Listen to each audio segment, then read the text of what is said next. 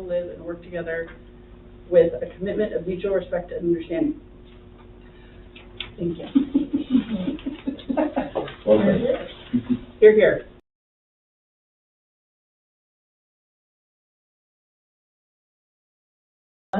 Mike? None. Sue? None. I actually have one this time. Oh. I am declaring a potential conflict of interest on the request for partnership with the Seaside School District Robotics Club, since I am employed by the Seaside School District, and the presenter tonight, Mr. Jeff Roberts, is my direct supervisor. So I will be recusing myself from any voting on that item. Request for partnership, Seaside School District Robotics Club. Point of order. Oh, yes. We amended the agenda to. You're right. I apologize. That's okay. I know you had the conflict of interest on your mind. I did. We will take a minute of silence.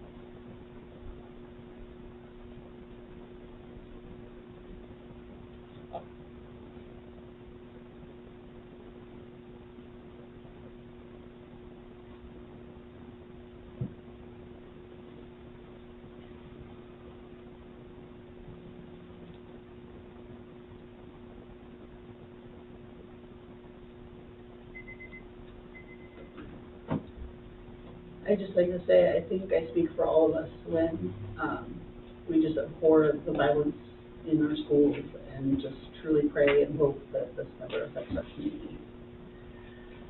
Okay, now we are moving on to request for partnership with the Seaside School District Robotics Club and Mr. Jeff Roberts. Everybody, thank you for having me tonight. Thanks for prioritizing the band concert to get to. This is the season that is the sprint to the end. To get our 2022 graduates off and all of that. So I think the letter that I submitted to the board summarizes our needs pretty well, and we'll say just a couple things. I want to make myself available for any questions that you might have. As we continue to look for opportunities for our students, really curricular opportunities that impact all of our students. We have to make some tough decisions about, there are going to be some unintended consequences of adding positions. So I'm really excited that we are adding a visual arts program to our middle school curriculum. I think it's long overdue for opportunities for our middle school students to participate in enrichment activities and different choices, much like our high school students do. And so as we choose to make the decisions to add those to our curriculum, we are facing a limited amount of space. And that is just a reality of where we are. We've seen our enrollment grow, and we are compromised. And so I've made the difficult decision to relocate our after-school high school robotics program so we have a adequate space that will be used throughout the day for a middle school elective art program. And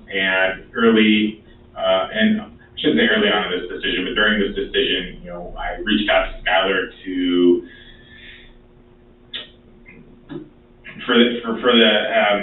for Park and Rec to take into consideration us relocating our after-school robotics program there. It serves a couple of really good purposes for us. One is the rooms are frankly better sized than what we have now available to them. Some of the rooms with the cabinetry allows them to store their tools and parts probably more efficiently than they do now. And one of the big pieces is, as I continue to think about equitable access for all of our students to these programs, is that we already have transportation to Broadway and Park and Rec after school for students. So there aren't any students that otherwise might not be able to provide their own transportation will not need to worry about that as we look to utilize the roof as an extension of our building for this sole purpose. And so that is my request. We haven't had an opportunity to talk about what that looks like, what the financial impact is to the district, to the high school, but I wanted to at least start the conversation to see if that was a viable option as we start to plan for where we relocate that program to. Thanks, Jeff. Any questions for Jeff? Sue, you always have questions. I'm just trying to understand, the school's new, why isn't there space? Well, because it is smaller than both of the schools that we previously occupied. We've had an increase of enrollment, and those are the two primary reasons. I would just like to comment that it seems like a very appropriate use for us to consider space in the SRC for this project. Right now, I know, and Skylar probably has discussed with you, we're pursuing a certificate of occupancy so that we can use the whole building. And I'm sure that there's some kind of usable space in there. I think it would be up to staff to recommend a particular space.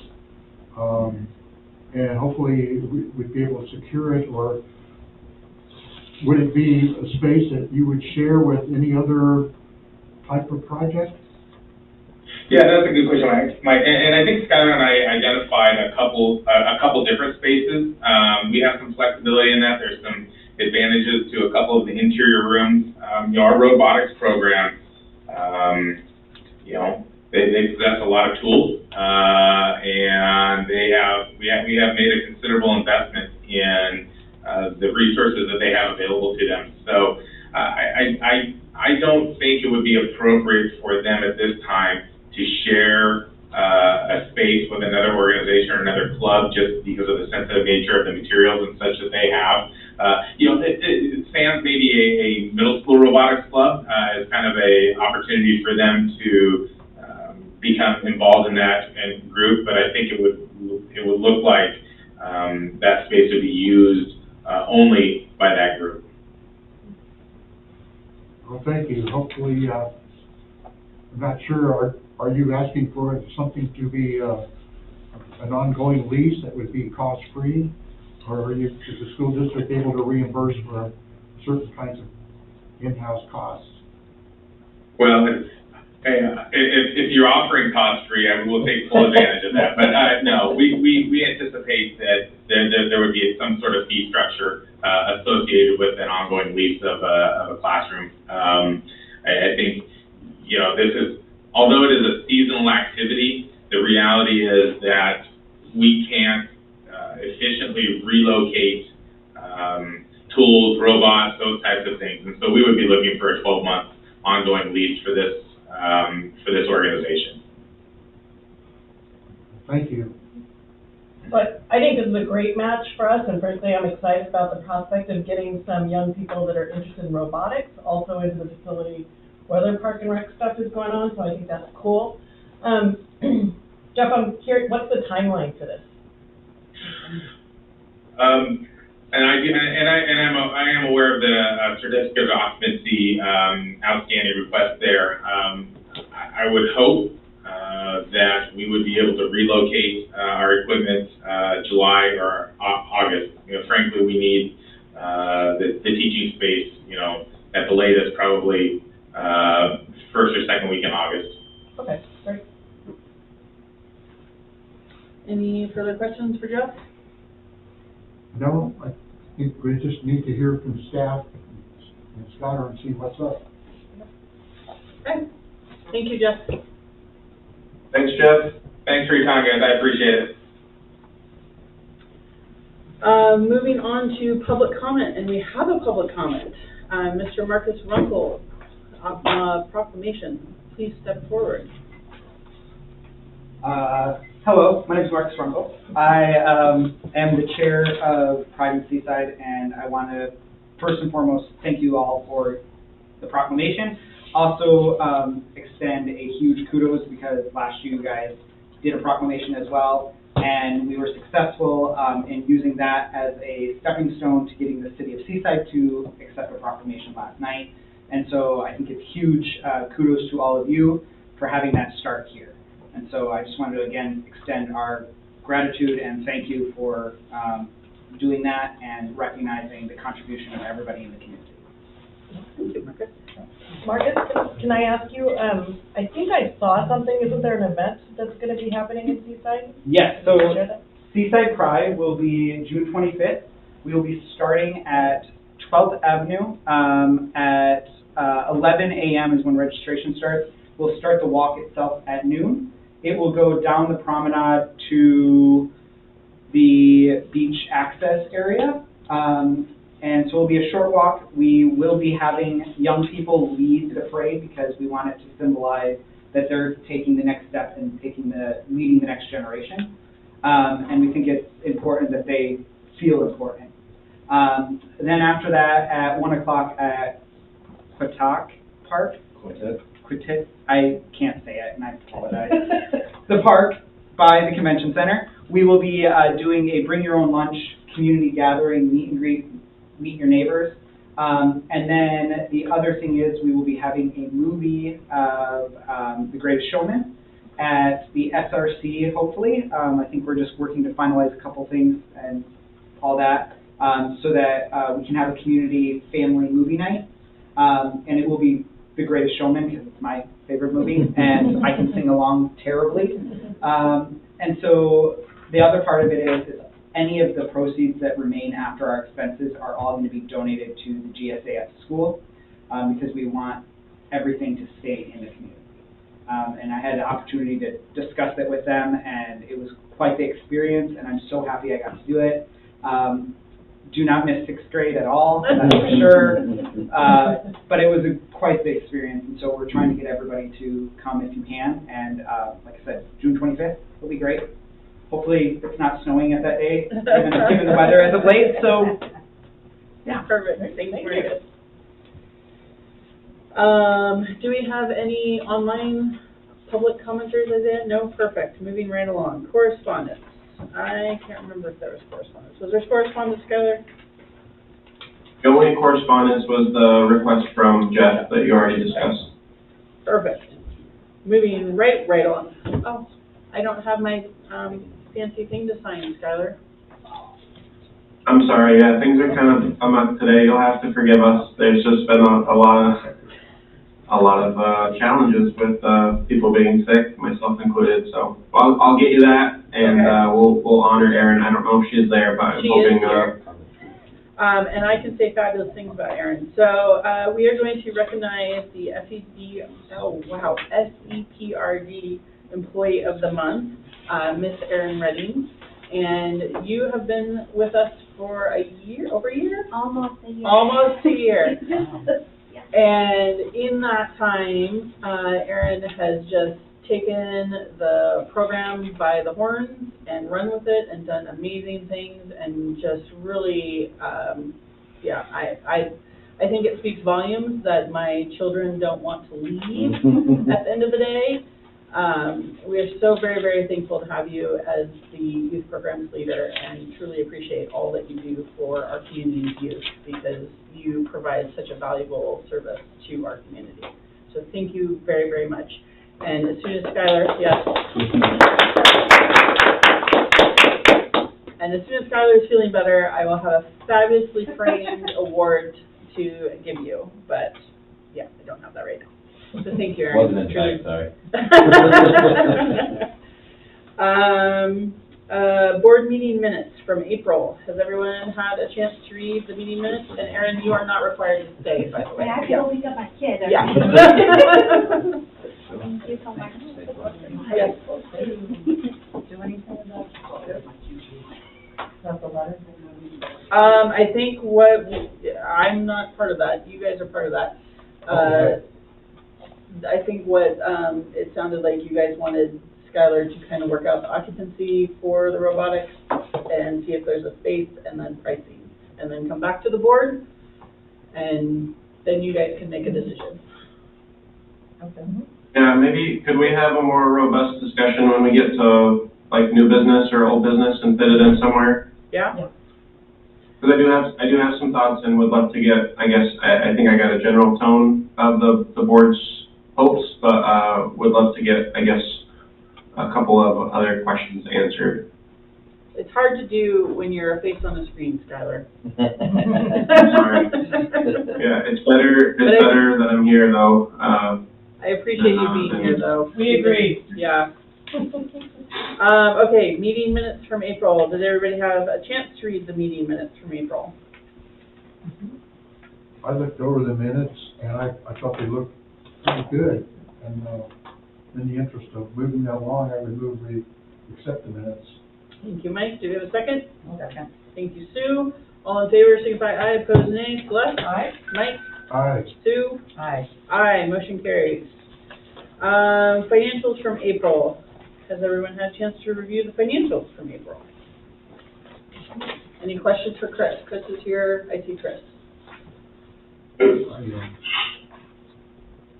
I just thought it was curious that in a lot of these areas, we certainly were over budget on our materials and supplies in several departments. And I hope we've got the new budget covered pretty well on that. But I'm sure there are some good reasons for it. That's my only comment on the financials.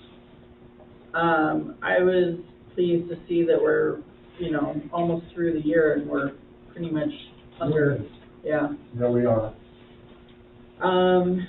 Any other thoughts, discussion, questions? Go ahead, Sue. I had the same comment about the supplies. materials. Yep. But I presume that's all recoupable pretty easily, right? I mean, I don't know who, right? I don't know who to. Yeah, a lot of that, like, just one example is if you look at the community center expenses, a lot of that ties directly into the increased community center revenue. So those deposits are going to show up in that materials, supplies, and services. So a lot of those times, anytime we have a rental that has a deposit, if we end up exceeding our revenues for those rentals, we're going to exceed the deposits as well, because we have to have a line for those to be given back on. Thanks, Chris. Yep, definitely. Do you have a motion to approve the financials, or is there further discussion?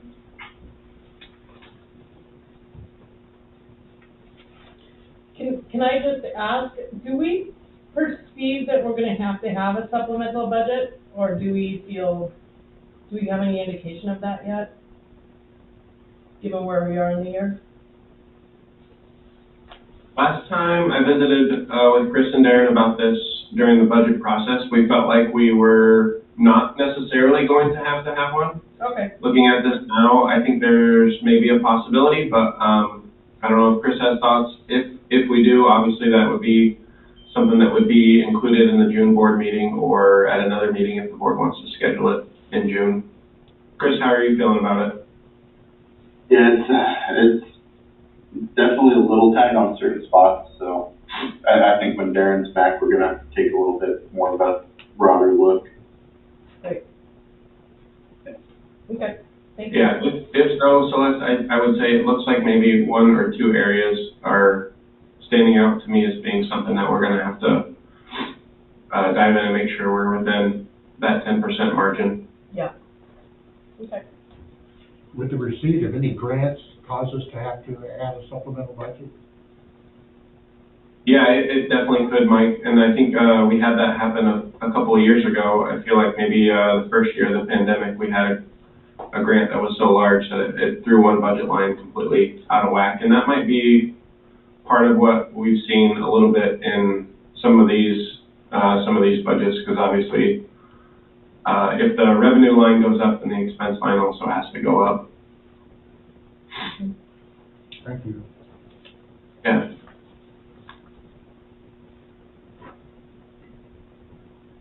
No more questions? Okay, Do you need a motion? we need a motion. I move that we approve the financials for April 2022. Thank you, Celeste. Do we have a second? I will I'll say. second. Oh, Sue beat you to it, Mike. Okay.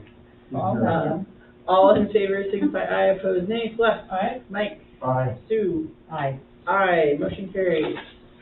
Thank you very much. All right, staff presentation, Chris McAllister, are you up for this, Chris? Oh, yeah, yeah, I'll be Okay. just fine. All right, go. Okay, Right. actually, Skylar, I'm gonna need permission to share. I think I just changed it. You want to try one more time? Now it's going. Yeah, perfect. Good. Let's get that.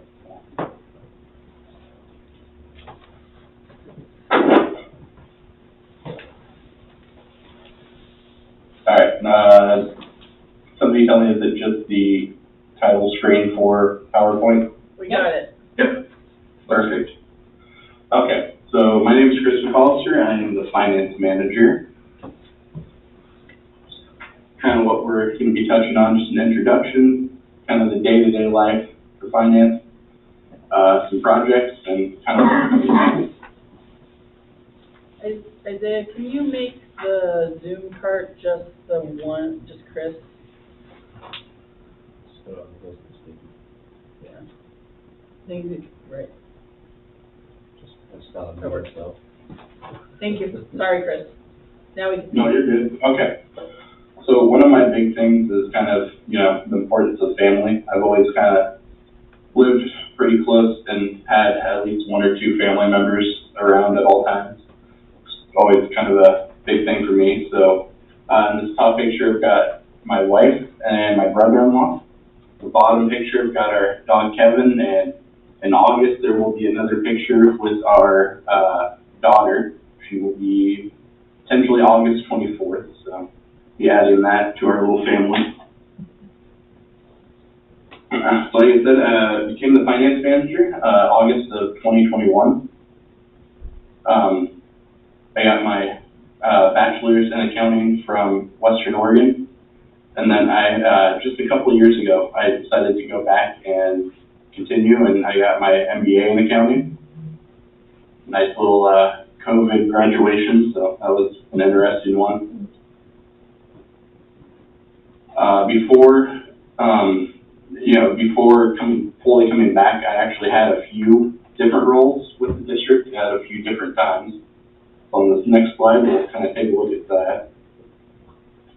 So from 2002 through 2012, I did youth programs and recreation.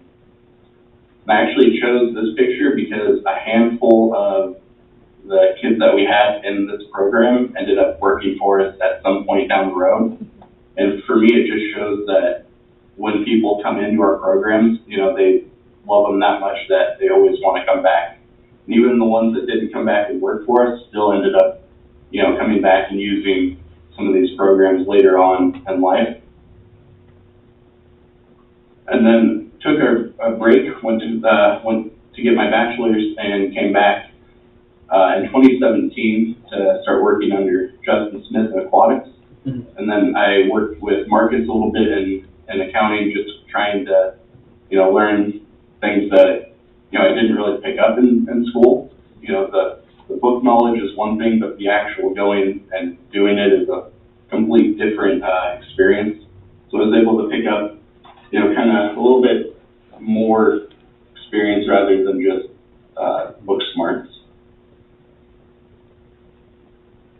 All right, so we're going to kind of start with what I do just on the daily here. One of the big things we've started doing daily is our money balancing. You know, before we would do it a week at a time, but with talking with Rick, our auditor, and just kind of how our new system has gone, we have moved to daily.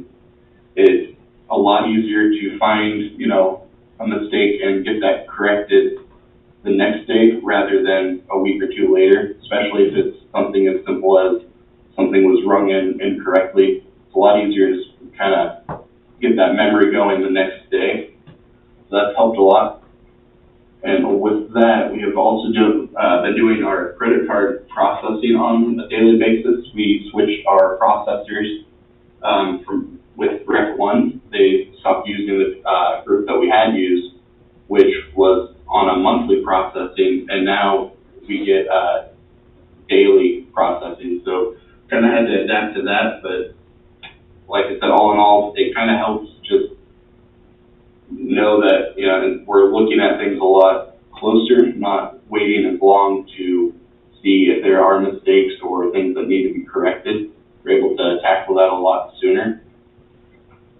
And then just with all the management team in general, it's just we all try to provide assistance to each other wherever we can, whether that's, you know, sometimes that's as simple as they need information on their programs, like what they've made in a year or how much they've spent in a year. Sometimes it's that more physical, hey, I need someone to help me run this program. I mean, last fall I was giving Justin a hand running Start Smart football with my wife. You know, sometimes just sitting on the lifeguard stand, whatever it takes to keep things going. Then when we move into monthly, quarterly, and annually, we've got our bi-weekly payroll, and then our payroll tax, everything payroll's done in-house. We don't use anything outside.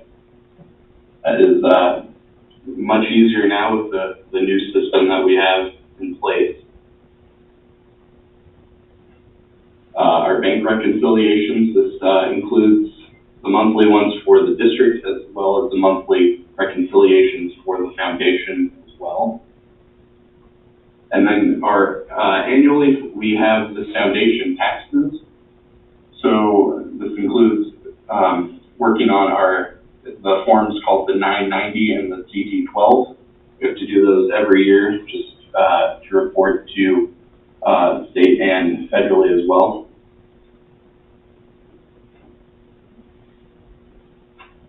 And then some of the projects that I have at least started doing, we were able to complete our first audit process, or well, my first audit process, which is definitely a new experience. It's very time consuming, but the way when it comes back is everything's good. And then of course, right after that, we're wrapping up my first budget process as well. So those two kind of almost went hand in hand this year, which is definitely a busy little while. And then I was lucky enough to come in right in the middle of the 110% cost recovery. So thankfully I didn't miss too much at the beginning. So it was kind of a really nice experience to see where we should be and how we can get to that point.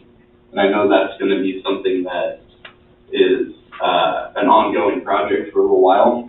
And I definitely want to be able to dive in. And it was nice just to kind of on the timing of coming in for that project. And then one of the biggest projects for me this year has been the setup of ExecuTime. You know, I'm not very used to the IT part of this, and ExecuTime has definitely made me understand how to deal with IT issues. And for those that don't remember, ExecuTime is our timekeeping system, so it communicates directly with our payroll system. This is the first time we have had actual systems that all communicate together. Before, it was collecting paper timesheets from every employee and manually entering them into the software. Now we can just pull it directly from one system and import it into the other, which has saved a lot of time, and also, you know, it's just a lot safer. You know, what's been approved is what's going in. There's a lot smaller of a room for error because you're not manually typing everything. And then kind of what's next for us. So some of the goals I've got is streamlining the POS and our point of sale and our money balancing. That is going to be with our Tyler Park and Rec module.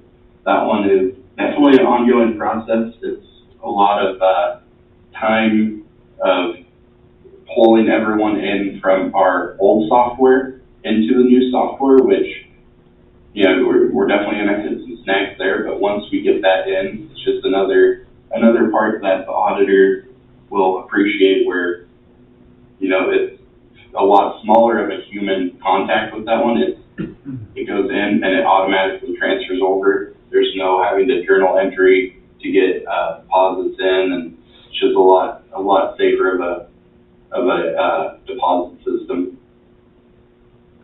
And then with the exec time comes the scheduling aspect of it. So it's a two-part program.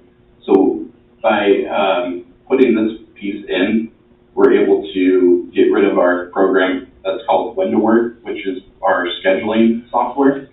Everyone can go in and view their time in the same exec time program, and then it also tracks if people are kind of working outside of the scope of their hours.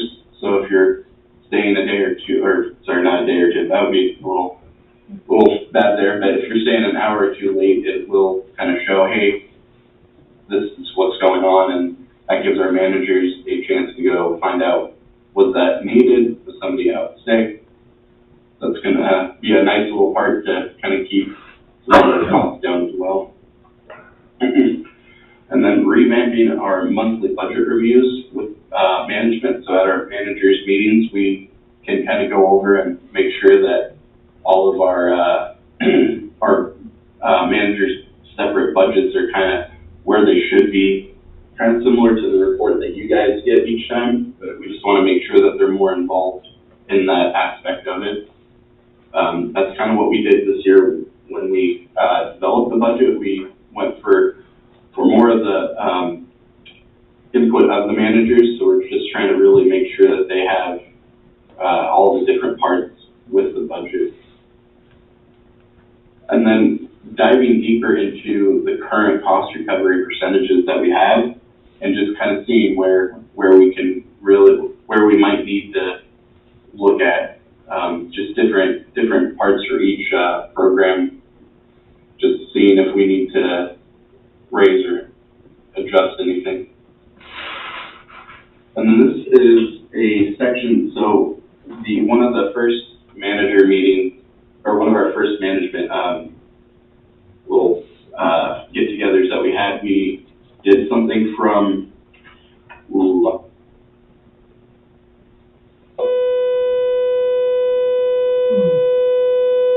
All right, Isaiah. Skills to test. Tsunami siren?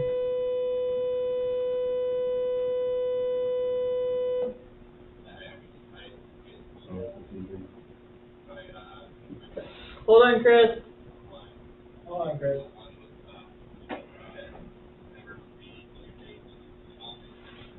Hold on, Chris.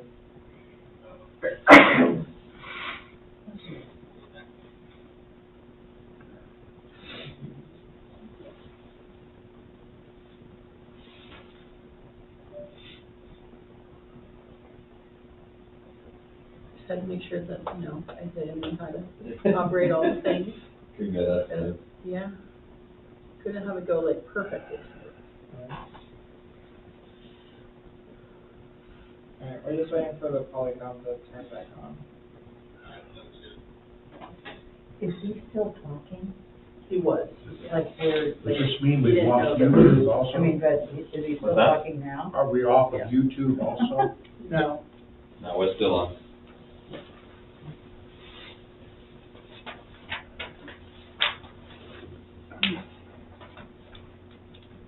Almost there.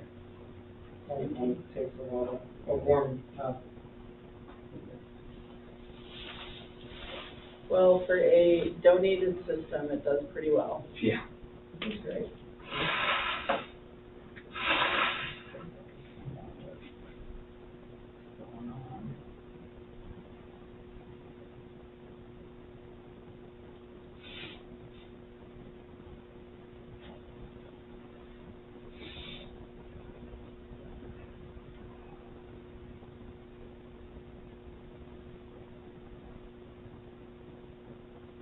Does Darren have the cred too? Does he have the cred too? No, he had root canal today. Yeah. Yeah, I'm not sure which one. I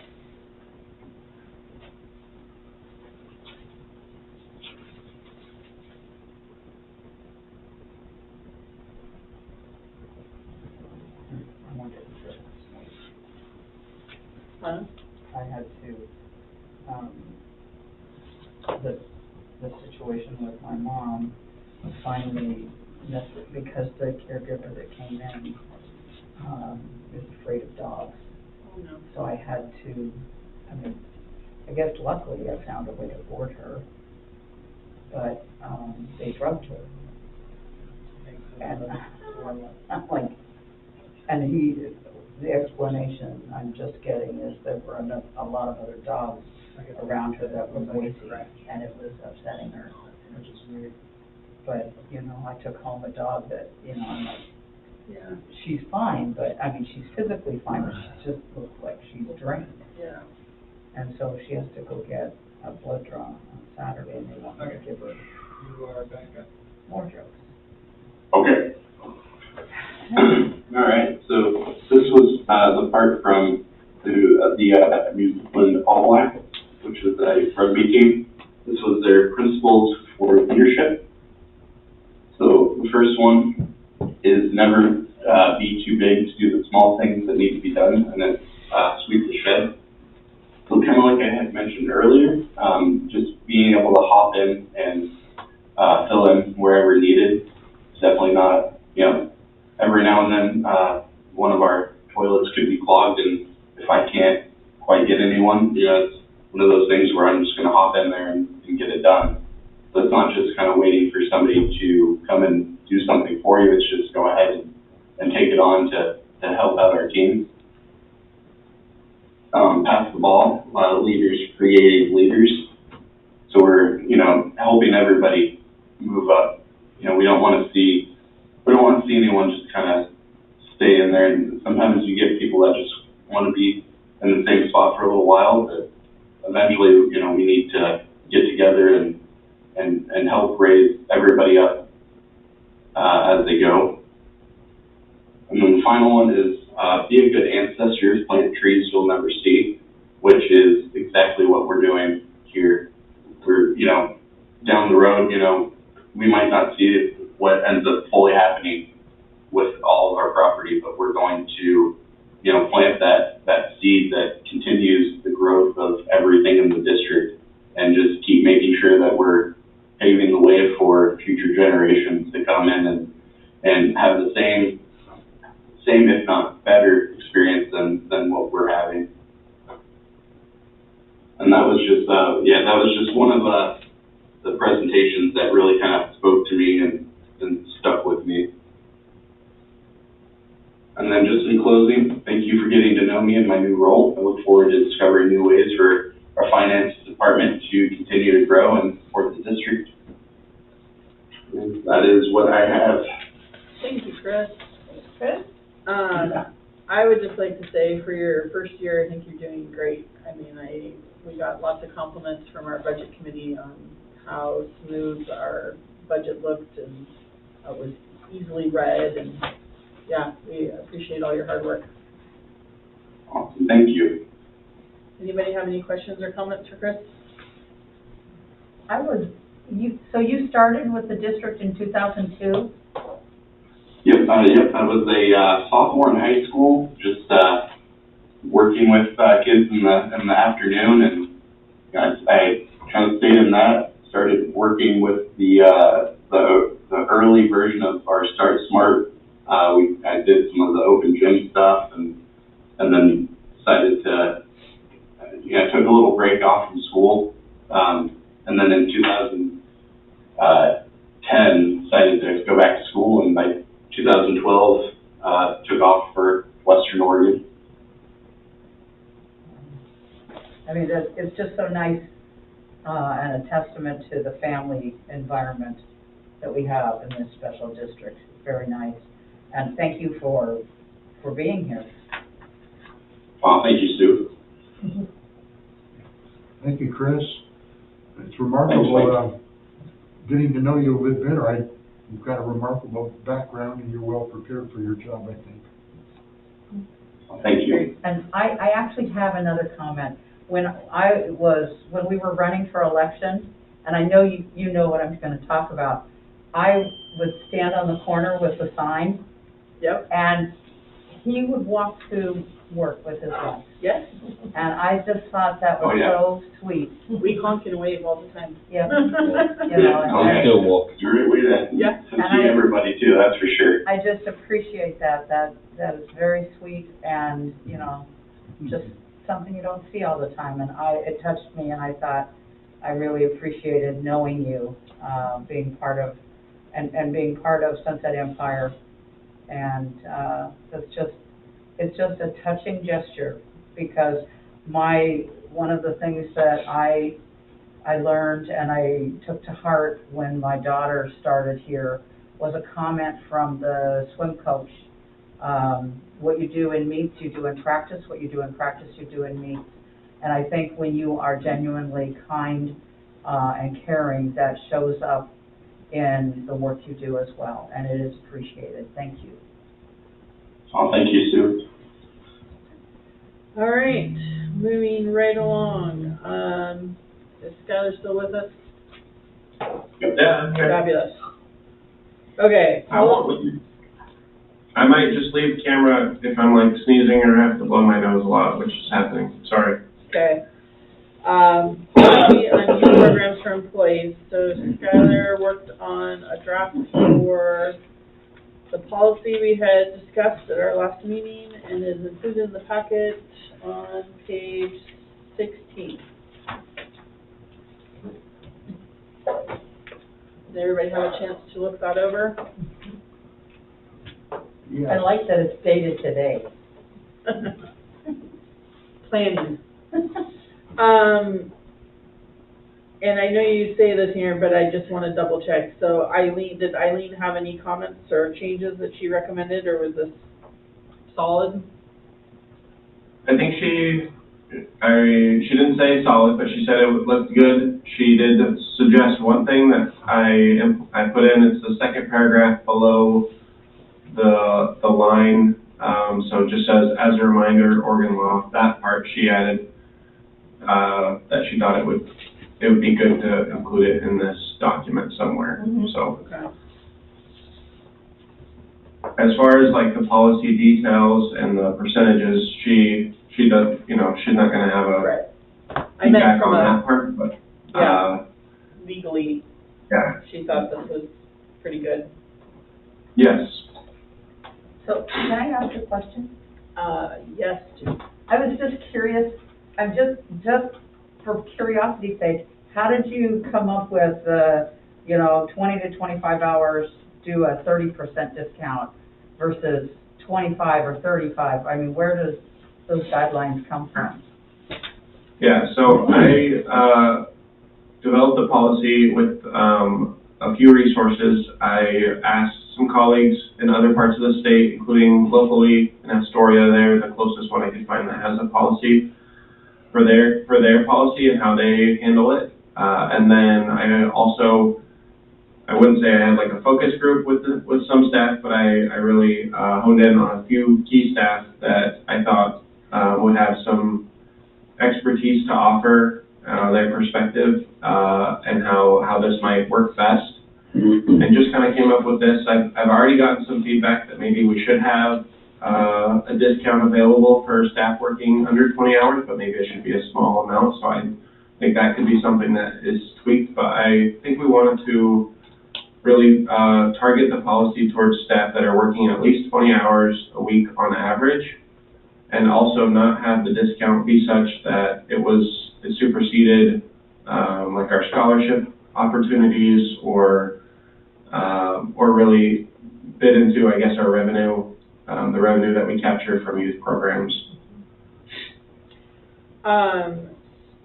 For the folks that are less than 20 hours, how many do we have that might be impacted by this policy? I just rough guesstimate? I don't know off the top of my head, and Chris, if you're still there, or Justin, if you're there, you could chime in. I would say that's probably maybe around 5 to 7 staff that are under 20 hours. I would say it seems like most youth programs employees are going to be around 20 or more. That sounds pretty accurate. I would say they're not. Just because we need those Okay, folks to be Skylar. available to, Hold on hold one second. more Justin. than, I'm sorry.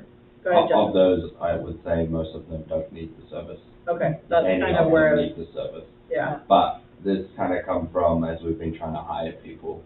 So- I've gotten the afternoon, so that's why I thought we should have a small discount for that 0 to 20 hours, because we've tried to hire people, but when it comes time for the interview, I've had several not show up and just contact me and say, I'd be paying more than I get paid at this Yeah, point, right. so.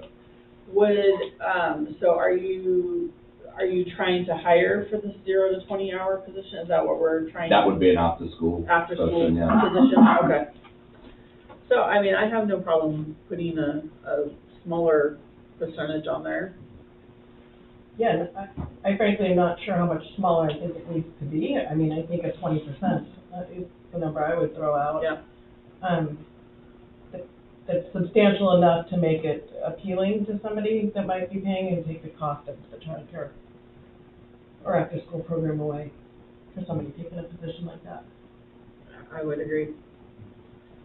So- Oh, go ahead. I'm sorry. Skylar, so you've looked at this, and depending on how many employees are eligible for this benefit, do you think that this is a sustainable level of compensation so that our revenue isn't undercut unduly? Yeah, I do. I think, so the way that we tried to, I guess, formulate the program was that it wouldn't, the slots wouldn't be filled by dependents at too high of a capacity, so 50% of the capacity maximum. But I think that, we don't have enough employees right now, or even upon further expansion that we're hoping to do, that this would really impact our revenue that significantly. That's my perspective. There may be unpredicted outcomes moving forward, but I think that this is a great start, I guess, for where our programs and our employees are at right now, and on the feedback, based on the feedback that we're getting from candidates as well as current employees. I think the balance is offering this to entice workers to fill these positions so that we can then grow the program to generate more revenue, to, it's all tied together. And if we don't start getting more employees, then we're not going to be able to take that next step in growing those programs. We have the space, that's the thing. I was curious, I noticed that having discussed this with Astoria Parks and Recreation, in my mind, they've had an up and down, a kind of a roller coaster presence of any programs whatsoever, and I'm wondering if they offer a program like this, how it affects them realistically. Yeah, so they're discontinuing their Little Sprouts program, which is kind of the basis for their youth programs, I guess. I think it has served a very important role for them. They're discontinuing that program on June 30th, and you've probably read about a partnership that they have formed with a nonprofit to kind of continue servicing families in that area. In talking to Jonah, who's the director up there, he shared that this was an attractive benefit that was offered to employees, and it was utilized. You have to remember as well, though, that it wasn't just for Park and Recreation employees, it was for all City of Astoria employees, because they're not a special district, they're all under the City of Astoria. So you had a larger workforce that was able to utilize their program, and I think it benefited their employees pretty well from what he shared. Thank you. Yeah. And I think that's a potential partnership that we could explore. We did that some of that, if you remember at the beginning of COVID, when we had programs that were really the only people that were eligible to enroll in them were first responders and hospital medical providers. That was sort of the state of the world at the time. But I think moving forward, if this is a model that might work, or if we're sensing a need from some of those other larger employers in our community, maybe there's a chance that maybe there's an opportunity for us to partner with Providence or with the city of Seaside or with other large employers, private or public, to offer a program that's similar to this and really try to capture those potential patrons, those children into our programs and be a good partner. I think that's just kind of part of being a really good partner in our community, keeping those essential businesses open and filled. I know that there's obviously lots of challenges with finding employees right now, so maybe this is something that SEPRD can do to help. I could definitely see that being a benefit, to work with our partners, particularly, Seaside School District, and find a way to include that as part of, their compensation package or, other, city of Seaside. I think that'd be great. After reading it, I think this, we don't have anything like this currently, so, it's hard to say whether this is the exact perfect thing to say, but I think this is a lot of thought has gone into it. I think you captured all the things that we need to cover. Well, and adding what Eileen said, I thought, it read well. I was just curious how you came up with the numbers, not any kind of like, oh, it should be more or less, but anyway, I think it's a valuable option to entice people to join us. So will there be a way to track the number of the amount of discounts or, the value of those that are passed on to employees? I think it would be nice at the end of the year to see, so that we can track and see what we've invested by way of discounts. I would foresee that would be pretty easy for us right now. We have a similar way of tracking our scholarship recipients. So when a scholarship recipient is approved, we get a notice and their account is, I think we call it flagging, which doesn't seem like the right term maybe, but it's flagged basically for them to receive that discount. And so this would be, I think, and maybe Chris can help fill in the cracks, but I think we work through a way to flag their account so when an employee registered for youth programs only, that they would receive this discount. And then we would be able to go back and pull a report and say, this is how much we,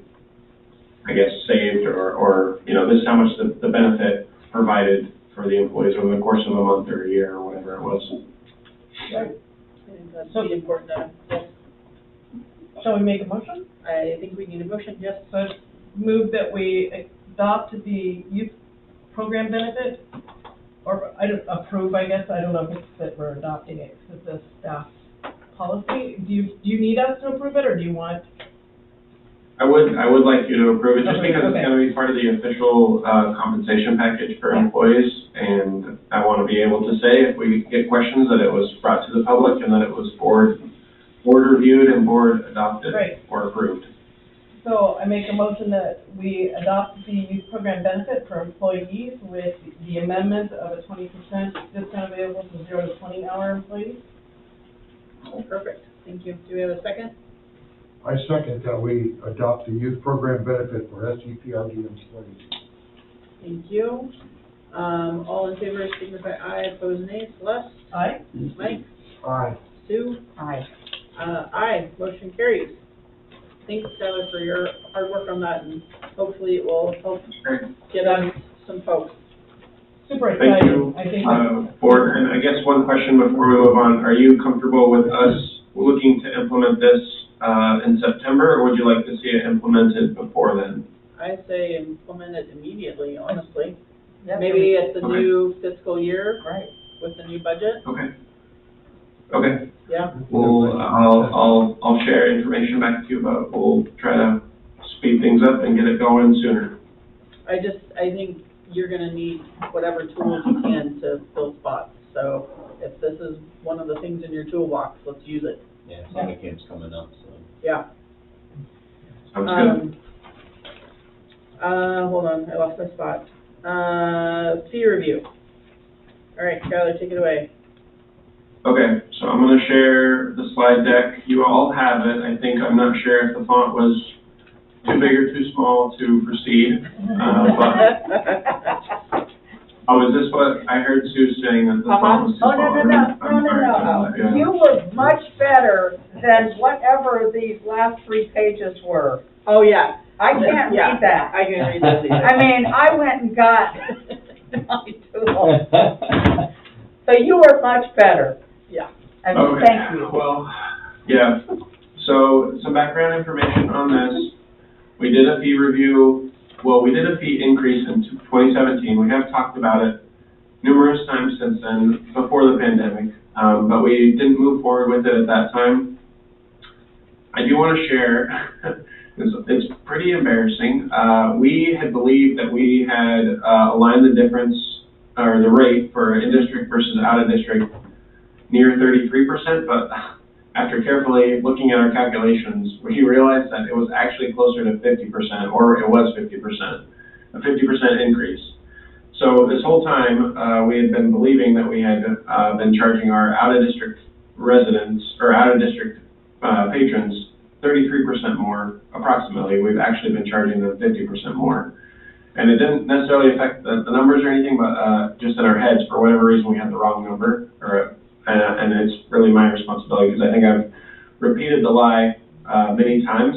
So we've corrected that, and you'll see we have some other information to share, but some of the justification for doing this, and there is a lot, and I've worked with Celeste and with Catherine on this. Go ahead. Well, I'm going to disagree with you, because I'm looking at your slides, and it's 50, like the first one, open swim, $750, and the out-of-district rate is $1125. That's not double. I think Oh, that would it's, be 100%. yeah, I think it depends on okay. if you do if you're talking about a discount from the one rate, or if Right. you're talking about Okay. an increase from the other. I was like, Kind of depends on the okay, way you sorry do to that. interrupt. I think Okay. it's like that, feels like. We're That's asking I think where questions. we got sideways to. Yeah. So Okay. it happens. Got it. But some of the justification would be, obviously, as everyone knows, utility costs have gone up, and we're due to get a substantial increase in our electric bills starting in 2023. You've probably been following the news about Pacific Power and that, and also minimum wage has risen significantly over the last few years. And all those things, I think, are good for our economy and for our people, but they do impact the bottom line and the cost of doing business. So our current fees, you'll see right here, and this isn't every fee for every program, obviously. You don't have swim lessons, you don't have preschool, you don't have Start Smart, things like that, but we're really trying to provide kind of an overview of what our admission fees would be and our membership options for the board to review, and then based on our discussion and on any changes that the board would like to make, we would implement that percentage difference to our other programs. And working with the information that we now have with 110% cost recovery and other information that we have to kind of slot the price where the program will be successful and where we feel like it's justifiable. So again, going back to some great conversations and meetings with Celeste and Catherine, we kind of benchmarked, looked at some comparisons, and provided 3 special district comparisons just for information. So you'll see our regular rate and our non-resident rate. You'll also see on the right, you'll see Bend and their regular rate and their non-resident rate. And I just provided this so you can see what other special districts are charging as far as their increase for non-residents. And I think it's important to note, though, that each of these special districts is unique. The Bend Park and Rec District is quite large. It covers the entire city of Bend. And so I think whereas we're in a special position as we're serving community members, citizens that live in Gearhart and Cannon Beach, for example, that aren't in the district. Their almost entire population that they're serving does live in their district, and they're collecting property taxes from them. Yes, there's probably some visitors, there's tourists that visit their facilities, but substantially their programs are utilized by their district residents. You'll also see the percentage difference from our rate to theirs for just the regular rates, but you can see sort of where we're slotted. And the next one that we looked at was Tualatin House Park and Rec. That's the district that is in the Beaverton area. It's the same school boundaries as the Beaverton School District, so it covers I think all of Beaverton and even parts of southwest Portland and maybe even parts of like Aloha. But you'll see their rates, again, a very large special district, serves a lot of people, has a lot of different facilities and branches and operations. Their percentage difference is about 25% for all of their programs and admission rates. And then our rates are currently a little bit more than theirs, but pretty similar. And then the last district that we looked at was the Chehalis Park and Rec District. That's the Park and Rec District that covers Newburgh and Dundee, near Newburgh. You'll see their rates. Their percentage difference that they offer is 26% more. Thought it was interesting, they don't actually charge a non-district rate for general admissions, which I thought, again, was kind of interesting, but they do charge it for some of their other general admissions. You'll see that their programs are a little bit more than ours as well, substantially more for the annual pass. So these weren't the only agencies that we looked at. Those are just 3 special districts, but by and large, we felt like our programs and access or membership options are cost less than our counterparts in other agencies throughout the state. It's the out-of-district rate. That model of pricing is very similar to what other special districts charge or utilize. But those districts, like I mentioned, they don't necessarily have the out-of-district usership dynamic of SEPRD. And then just some general calculations. You probably remember this from our discussions on the budget.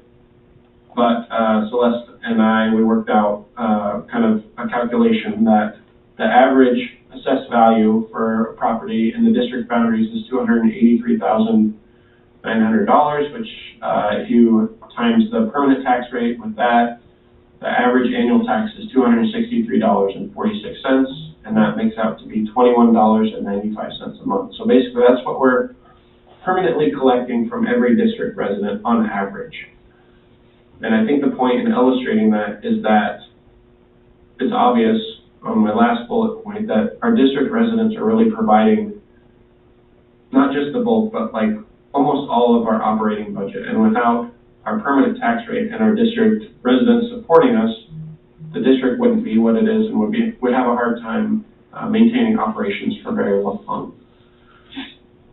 So again, just going back to our current fees and sharing that with you, what we're proposing for today, and I think what we'd like to do before we get too far, I'll go back to this slide, is have a great discussion, get some feedback from the board, and then at least one more time bring this proposal up in the public meeting for approval and adoption. This is a big, even though the amount may not turn out to be, hundreds of thousands of dollars, this is a big deal to us and to our patrons and to our community. We want to make sure that there's visibility to it. So my suggestion to the board would be that there's, again, a discussion opportunity today and then a chance for the public to review and comment on this. And maybe they can do that at the next board meeting, and then we would approve sometime, maybe in June or July with a hopeful implementation for September. So again, the proposal would see that we would keep our resident rate intact, and that's based on the information that I provided, that we're already receiving substantial portion of our operating budget from our tax base, and are grateful for that. whereas we are also serving these other communities, and we're grateful for their patronship, but they are not necessarily lifting the same amount of weight on the log that we're all trying to carry. So we'd like to propose an increase in our non-resident rate up from 50%, roughly, there's a couple that were a little lower, to 75%, and then consider elimination of the following options for our out-of-district residents. So right now we offer punch passes that are a great deal for both in-district and out-of-district, and consider eliminating the option of an open swim punch pass as well. So in talking with our operations staff and with our patrons relations specialist staff, they did want to share that there's a few people, maybe even a lot of people, that are second homeowners, out of the district second homeowners. So that, let's say they have a second home in Deerheart or Cannon Beach, and they buy a punch pass because they're only in town for, intermittently, or maybe during the summer more frequently. So that punch pass model really works great for them. And so that's something that I want to make sure that you are aware of and considering as you discuss this. Here's the fees that we're looking at. So it includes a little bit of an increase, but not in the in-district rates. Those are the same prices that we have currently, but in the out-of-district rates, a little bit of an increase, up to about 75%. And those boxes in blue, or the numbers in blue, those are the ones that it's proposed that maybe we don't offer for out-of-district residents. Wait, don't offer? Yeah, Or that we wouldn't offer, to out-of-district. based on your discussion and what you think. We do offer currently, but it's proposed that we wouldn't offer those moving forward because it's really providing a substantial discount for out-of-district residents. Okay. So they could still do those things, like an open swim person could still come and pay an open swim, but they wouldn't be able to use the punch pass, which is about a $8.50 difference in discount. And same with the general admission. So they would have to pay the general admission single every time rather than buying a punch pass when they were here.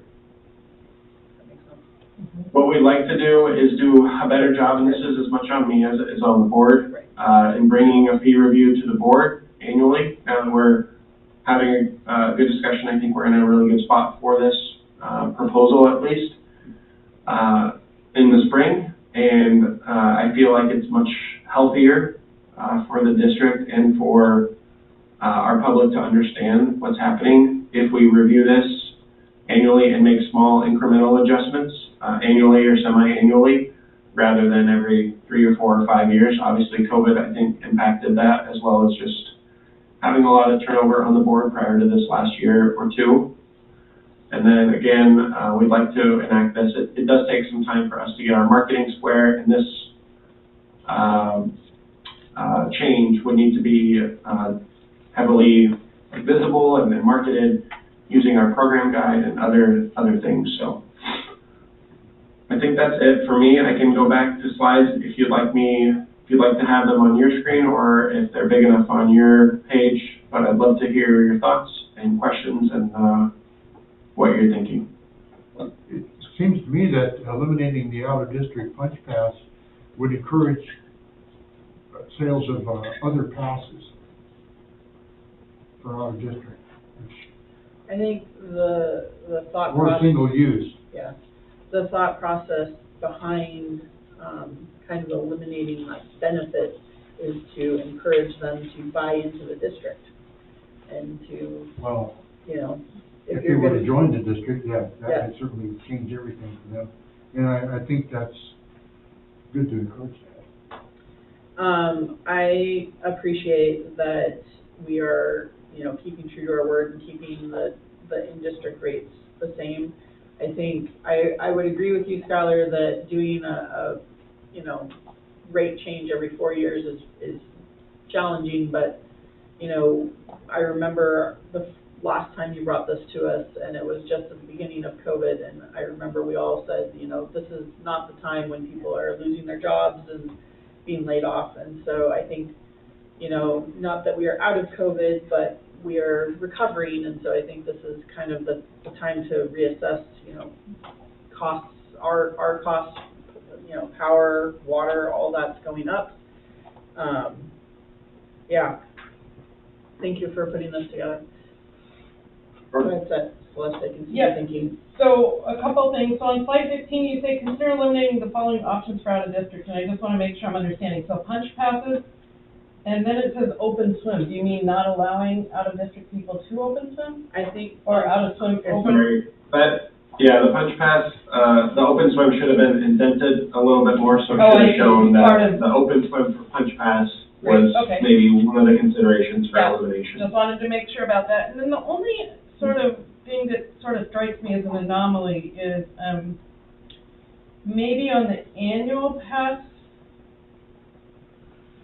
single, so on the annual pass single, so first of all, I don't know if we have done the math on this, but we're heavily discounting annual passes. So if a single pass is $40 a month, if somebody buys a 3-month pass, they're getting a 25% discount. If they buy the full year, they're getting a 42.5% discount. So that's okay. I just want to make sure we're heavily discounting more than other districts, it looks like to me, for those annual passes. And that might be just fine. However, I would suggest that we consider raising the annual pass single for an out of district so that we cover that monthly. In other words, it seems to me that somebody that's out of district should pay the annual pass fee plus the tax amount that somebody pays, that $21.95 a month. Right, like, okay, I pay $21.95 a month, Yeah. so I'm already paying that through my taxes. And if I get an annual pass, I've already paid my $21.95 a month, which is $264. So I've already paid $264, and now I'm paying $275 to get my annual pass. It seems like an out-of-districter should pay that too. So their total should be lifted to like $539 or something like that. Does that make Okay. sense? Yeah, that makes sense. I think, so the pricing structure is heavily discounted towards the longer passes, and I would suspect that's a model that's pretty common in the fitness industry because you would rather take more money up front from your members for a longer term commitment, right? Okay. Rather than giving them more flexibility month to month. So I think that's probably what it's based on, is just kind of industry standard best practice. But, so I guess what you're saying though about the other thing is that changing this number, I don't know if you can see my cursor, to what was the number that you said? I don't have the calculation. Yeah, but- the out-of-district, number, if it Yeah. were like $539, then it would be the Okay. same as I pay in taxes plus the annual pass. Oh, As okay. a member. Okay. Yeah, I mean, so at one point, and not, again, this is not with this current iteration of our elected body, but it was important, for justification and for communication that these percentage differences were all closely aligned. And so I think that's a consideration, but if there's one that we feel like is needing to be kind of tweaked alone, then I'm okay with that. Is there a Really, reason we don't have a lot of annual passes that are sold, to be honest. So I think this is an area where maybe, it's not gonna impact us that significantly. Yeah. And I would say I think I heard someone say about the, buying into the district, and yes, that is an option that we have, and we really work hard in training our PRS staff to share that information with folks. By and large, it's not utilized very often, and the feeling of why it's not utilized very often is that even with the increase, even if we increase to 75%, I still think this would probably be the case. Folks don't typically feel like it pencils out for them to join the district unless they're utilizing our programs so frequently, or utilizing like youth programs, preschool, things like that are a little higher cost for participation. But Skylar, I So kind of really- think that's the point, Right. is that. Yeah, no, and I agree, yeah. I'm not disagreeing with that part. I'm just sharing that it hasn't necessarily taken footing in any of these in those conversations with out-of-district residents. Yeah. I think making it make sense to buy into the district or to encourage their community to join our district is kind of where we want to head. Right. Is there information readily available either on our website or in our program guide or maybe in the lobby somewhere about how to go about doing that or what it costs? I mean, I've never looked Yes. for it. I believe it is somewhere in the district, or on the district website, and in fact, I think at one point we even had kind of an example of look at your property tax statement and then you can figure out how much it would be for you to buy into the district. But I do know that we have a flyer or a quarter, maybe it's a quarter or half sheet at the front desk, and it shares this information, and it's referred to fairly often, I think, by the PRS staff in their interactions with folks as they're registering them. Okay. So what does it mean to buy in? If I come in from Portland, from the Multnomah Club, and, you know, the club is shut down, and I'm gonna swim here because you're open, what does that mean to that swimmer to buy in? Well, so buying into the only time it would make sense is if you were a property owner in our area and you were gonna be using our facilities frequently, but you were in, say, Cannon Beach. And so you're coming and swimming every single day, but you're not part of our district. And so in order to take advantage of the in-district rate, you would, the funding part, I don't know, Skylar can explain that, but you Pay the basically. taxes Yeah, on your you- property that you in this area pay. So Yeah. they look up the assessed value of your property and they calculate on our tax rate. So is there any benefit to that kid from the Multnomah Club that can probably easily afford? They'd probably just pay the out-of-district Yeah, rate. they would just pay the out-of-district rate, because they're only Okay. here for, a day or two. It's more like people in Cannon Beach or Gearhart or Deep Warrenton Warrington. or, yeah. And I mean, I guess it's true, it's not really fair to talk about COVID time. Okay. All So- right, I have like a bunch of questions. Yeah, go. So, This is the time. hi Skylar. So, Do you want him to go to a particular? nope, slide? I don't know the answer to that question. So considering our, tax rate, do all these costs that exist now, balance out with Bend or other districts? Because, we're a special district, is Bend a special district?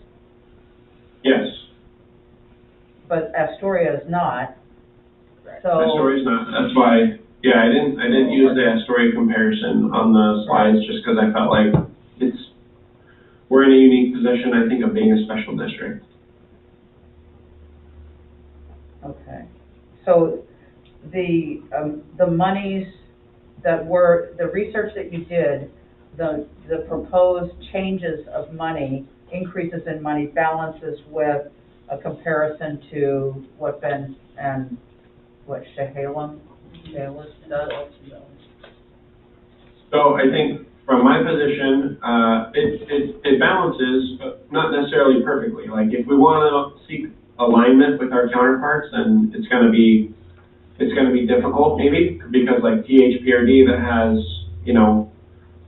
I don't know, 8 facilities for recreation. I'm just throwing that number out there, but it is substantially, it's a large catalog of properties. Their prices are generally lower than ours, but Bend and Chehalem are more than ours. Astoria's is more than ours. So I think it's really hard to do a fair comparison, but what I tried to do is kind of show sort of a balanced perspective. The other thing that I think is important is that the districts are set up to receive money through property tax, but that's not the only way that like Bend or THPRD receives their, or Chehalem receives money from from taxes. All three of those special districts have systems development charges. And I know, at least for a couple of them, they're pretty significant systems development charges. So those funds, based on development in their area, go back to their operating budget for specific purposes that are outlined in their systems development charges plan. I guess what I want to do, and what I feel like, Sue, is that our prices, I think, are extremely reasonable for our in-district residents. And the feedback that I received from our board, or the folks that I was working with closely on this, was that we'd like to keep our in-district residents rates low at the same level right now, but we do need to increase our out-of-district resident rate to help offset the fact that we're serving those large communities or our large population that we're not receiving property tax monies from. Is there any consideration, again, of incorporating Gerhardt and Cannon Beach? I mean, is that going to be a voting process? Yes. Like, The cities themselves have to vote to join our district. okay. Yeah, I think that would be a topic that we could spend several hours on probably. Is the right way to do that and why that hasn't happened. I would say I think there's an opportunity there, but it has to be handled with the right strategy and with care and with relationships. And I think what we need to do as a district, I guess not you board members, but what I feel like I need to help our district position themselves for is being a really attractive recreation hub. Like really the center of recreation in South County is Park and Rec, Sunset Empire Park and Rec. And we have all these amazing facilities. We have the pool, we have the community center, we have the Sunset Recreation Center, we have all these things that are enticing and attractive. And you really want to be a part of this. You want to be involved with this. You want to be a district resident and have access to those spaces and those programs. And if you can imagine, 5 years from now when the SRC, or maybe it's called something different, is a hub of activity, and there's gyms available all the time, and there's a great fitness center, and there's a walking space, and there's fitness classes and pottery and other types of programs. That's I think the future that we're working towards. Well, if that's the future that we're working towards, then this pricing model or one that's similar is going to be in play there. So it's going to be heavily discounted, I would say, for our in-district residents that have supported us, that are, really funding that project and the development there. And for out-of-district residents, for a Gerhardt resident or for somebody else, it may not be as affordable, it might not be as available to them. We're in a unique position, I think, just because of the dynamic of those two cities within our district boundaries not being a part of the district.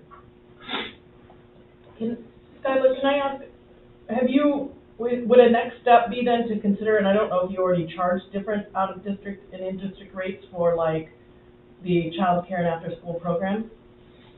We do, yeah. Okay. Yeah, we do.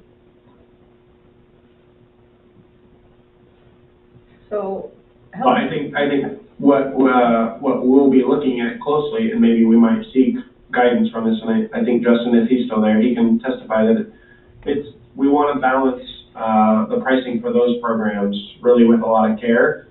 But I think that's for our in-district residents, and the feedback that I'm again getting from the board is that the district residents are the ones that are subsidizing those programs, that are providing the foundation for those programs. So we'd like to utilize, if we need to implement a higher difference in cost for the non-district residents, then we'll do that. I can speak a little on that. I run the ACH all the time for youth programs. Mm-hmm.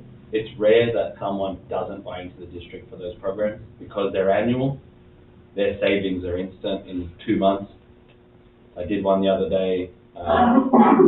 They just entered the preschool, and it would cost them $235 to buy into the district, and they saved almost that in the first month. So that's what we want to incentivize. In those programs, they almost always buy in. Okay. maybe So not maybe so they're much already for doing swim that. lessons, but for youth programs, Yeah. because they're school year, Yeah. they notice the savings right away. You just have to bring it up one time. I have a question about our tax rate. Is there any, remember there was in the last, not this year, last year's budget discussions, there was a lot of question that our tax rate was too high and they wanted to change it. And I mean, I appreciate that that discussion is gone.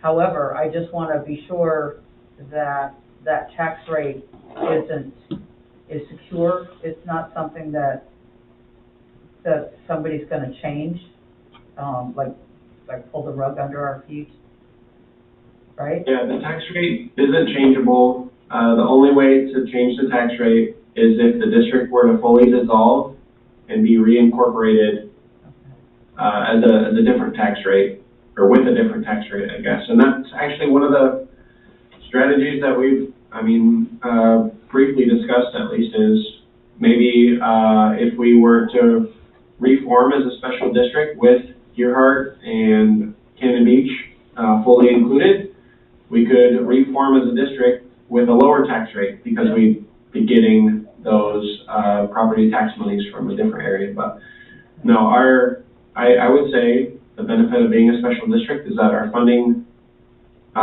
stream is through property tax is secure, and I feel like we're secure and in good hands moving forward. Thank you, Skylar. Okay, in your research with like Bend, is their tax rate, is it different because of their system development charge that you mentioned? So the tax rate in Bend might be different, and as you're comparing apples and oranges? Well, that, and they also have a larger tax base. So what Skylar is saying is that if we were able to expand and Right. incorporate those, then we would have a larger tax base, and then we could lower the tax Right. rate because we would be getting more for But for less. But we don't, I mean, considering what we have right this minute, is Bend, with, sure, they're bigger, but I guess whatever the system development charge, is that helping to make our comparison with Bend more like apples to apples, or am I way out in left field? Yeah, I might be off, but I think the Bend regular tax rate is $1.46 per 1,000 of assessed value, so pretty substantially more than ours. I think Chehalem is pretty close to ours, and I think THPRD is also well above $1. And again, it just is different, Sue, because of what those, every special district has their own little story and their own little niche. Every district started for a different purpose. We really started for one specific purpose. If you read like our district history, it was to build a pool and to educate young swimmers so that we wouldn't have drownings in the oceans and in the rivers and such. But different special districts started differently. So I think everyone is really unique in their own way.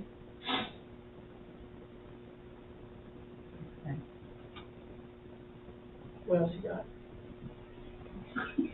Well, actually, I was just wondering if we could just do this with the fiscal year, July to July. Well, I think Skylar, they were talking about how they would have to redo program, guides and their point of sale software. It takes time to program and stuff, so I think a September start would be the earliest. Plus, he wants to, and I think rightfully so, bring it back to another board meeting for more input and discussion. Right, and you're still expecting not to be here for the June meeting, right? Yes, that is correct. I mean, unless something happens, I will not be here at the June meeting. Because I think we need, when we're gonna have the public input, I think you need to be here. Sure. Just my opinion. We can delay it a little bit and do it in the July meeting, or I'll watch the recording and listen to it, and whoever the staff representative at that point will help provide provided some feedback, so, yeah. We can do it a couple ways. I do think it's important for this type of change to have an opportunity to be reviewed and kind of digested by the public, and then implemented or adopted later down the road. Agreed. And that's a model that I think you see in, at city council, they do 2 or 3 readings of a policy change for every change, right? Yeah. And I think there's some benefit to doing it like that. We don't necessarily have to follow that model, and they meet twice as often as we do. But I think providing ample time for the public to engage with us is a good thing. So, Skylar, I think and you guys can chime in, but for me, what I would like to see is, in our next board packet, on the agenda is truly almost like our budget, where we have it just laid out. This is what we're changing, this is what we want to see, basically what would go into the program guide information, and just have it everything all right there.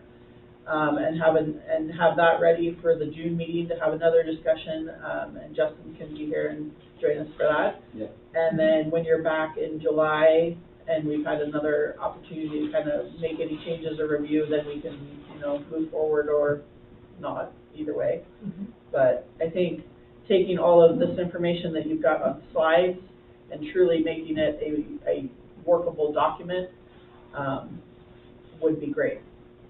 Mm-hmm. Okay. Yeah.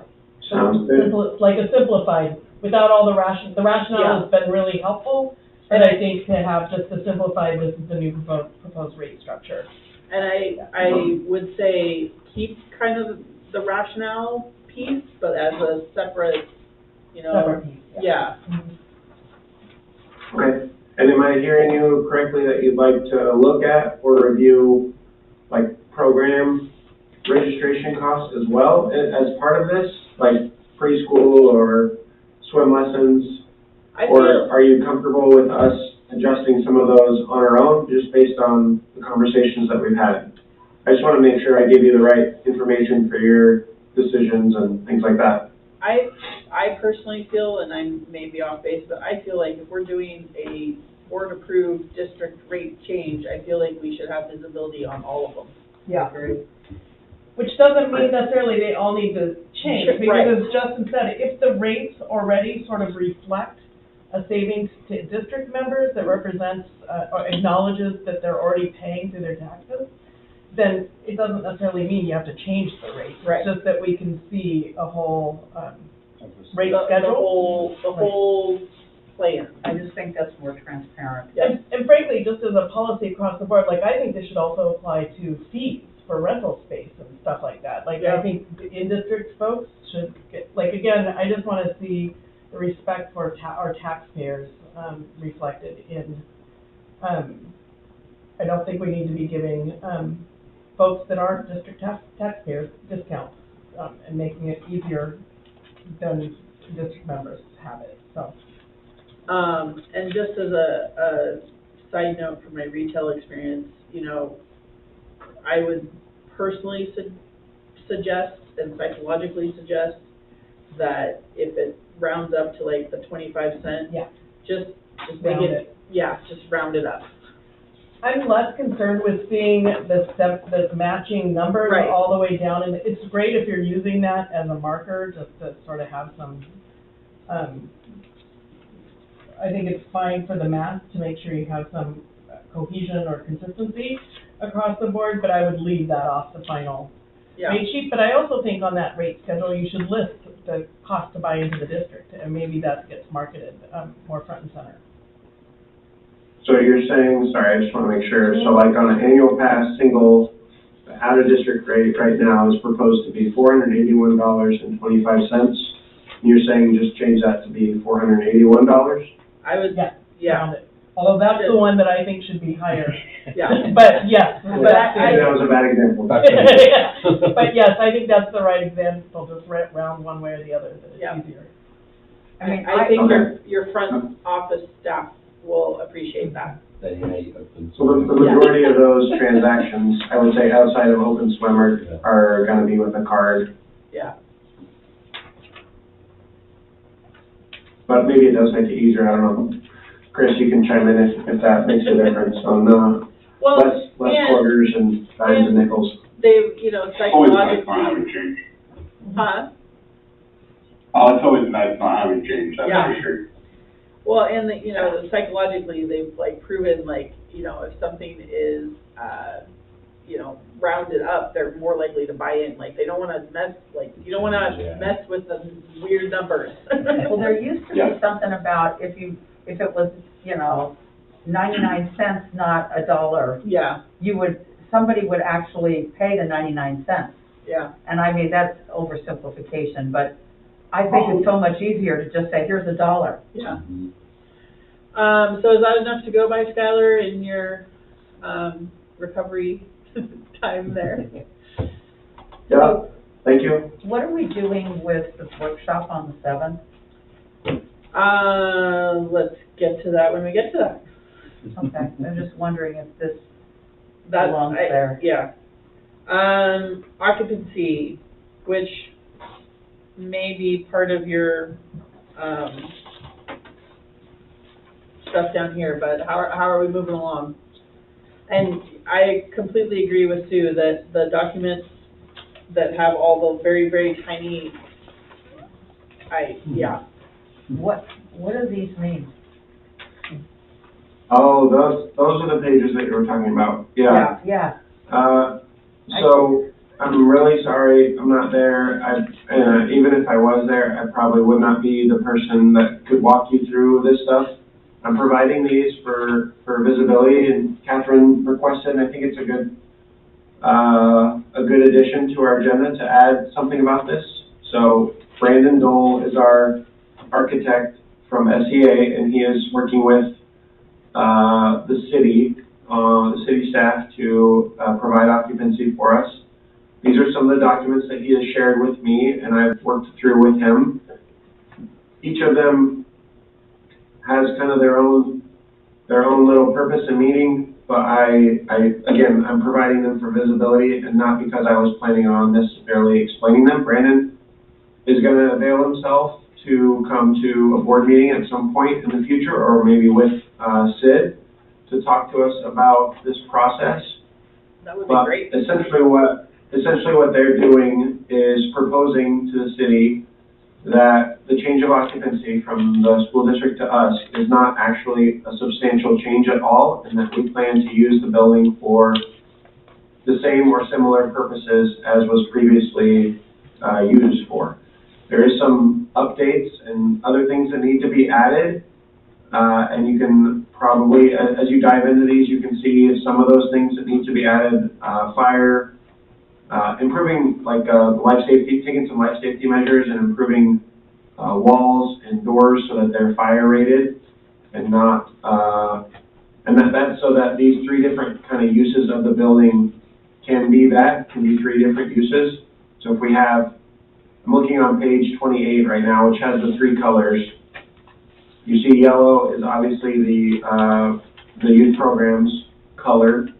So that's where preschool, after-school program, and other programs to be developed. And then, I don't know what color you call this, but that brownish gray, that's kind of like the recreation area. So you have different rooms there that could be used for recreation purposes. And then green is kind of that community, which could include partially recreation, but also includes our community partner space.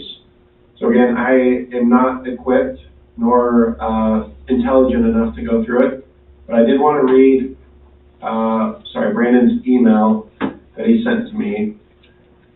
He said, we're close to having an agreement with the two city staff, one from the building department and then one from the fire department. So I'll have a full picture of the required steps later next week. Things are moving nicely, and we have a game plan towards a good resolution. So I think we're in a good spot. I tried to follow up with Brandon late last week, and I haven't heard back from him. He might be out. So as soon as I hear back, I will provide more updates to the board, but I think we're moving fine ahead, maybe even better than fine. It's my understanding that we wouldn't necessarily have to have all of the changes in the building completed to obtain occupancy, but we would have to have kind of a plan and maybe even a timeline for those changes. And I think we can do that with Brandon's expertise and with some of the funds that we've set aside for this. We can move on those things quickly once we have that kind of last bit of coordination done. Thank you, Skylar. I'm sorry, these pages don't make, I just don't understand them. I mean, it says, you know, BFY less than 100 children, if not 1 to 4, was the prior use daycare, what ages? And I can't even read what is in the yellow boxes, and that's just an example. So I'm sorry, this makes no sense to me.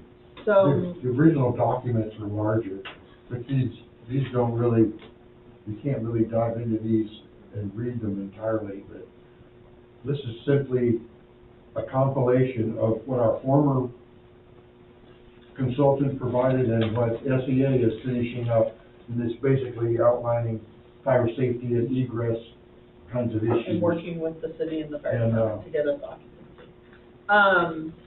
Skylar, I think it would be absolutely fantastic if one of the SEA partners was able to attend our next meeting and just help walk us through what they foresee needing to happen in order to get us occupancy. Okay. That occupancy piece is just the thing that needs to kickstart all the other fabulous things that we need to do with that building. Yeah. So it's always on the forefront of my mind. Thank you for that. Can I ask another? Oh, yeah, go ahead. And just, you know, probably. Skylar has the larger drawings available if you want to meet with them. I'm sorry. That's okay. Because of today's activities, it just is top of mind about security in this building and whether or not, that's being taken into consideration as we draft plans and about how we might, you know, barricade portions of the building and ensure safety, if we were to have a situation. That's a really great point. I haven't discussed that with Brandon yet, although I'm hoping that he, just based on his expertise in working with schools and with other public buildings where that needs to be taken into account, unfortunately. But I will verify with him and maybe make sure that we're as prepared as we possibly can be. Okay, thank you. Yeah, and then, sorry, I was just gonna share, Sue, I know maybe this isn't the best time, and I don't know what your status is as far as being available. Mine is not great right now, unfortunately, but I would love to chat with you further. I can maybe give you, the 100 level version of what the plans mean and entail. And then once we're able to, meet with Brandon, he can give you a higher level and answer all your questions. But I apologize that they're not easily read. I guess I've always looked at them on the computer, so I didn't even, I'm able to, if you were able to, I don't know if your computer is accessible, but you can zoom in and out if you're using a PDF viewer, and that might be an easier way for you to look at them. Well, Skylar, I do appreciate you putting them in there, because like I said, I do keep that at the forefront of my mind, and, you know, all our fabulous things that are gonna take place in that building start with this, so, thanks, Skylar. Absolutely. Yep. New business, SDAO board policy for insurance discount, there was a, page 23. Yeah, I think this is fairly self-explanatory. I'm fairly confident that you are all aware of this offer from special districts. They give us, it can be up to a 10% discount on our total insurance package, which is substantial for us, and it's something that we've always worked hard to make sure that we're getting that full 10%. There's a different focus every year, though, on what they're asking us to comply with to make sure that we get that discount. This year it's on basically board training, board education, that type of thing. So the ways that we can get full compliance are kind of outlined. I explored a little bit about the Board Leadership Academy. I like that structure because it's something that the board could participate in at their leisure, and they have a long time to complete it, 3 years to complete the requirement. It's trainings and information that you've probably heard in some of our other training opportunities, or when we had Eileen out to the district to share information about best practices. It was about a year and a half ago, I think now. There's also some in-person and virtual training that you can participate in. And I shared some of those dates and times. And then the SEAO conference will be next February in Sun River. So I'd really love to see us obtain that 10%, but I am not able to check that box until these extra items are completed or at least underway. So, Skylar, is it an either or a both?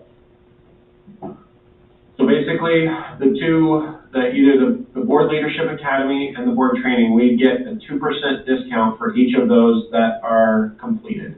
Got it. Yep. I will. Right now we're sitting, I was just gonna say, right now we're sitting at 6% because we've done the other things, or we have the right policies and stuff in place. But then the additional 4% would be 2% for each of those. For the Board Leadership Academy, do we have any visibility on what an additional time commitment that would be?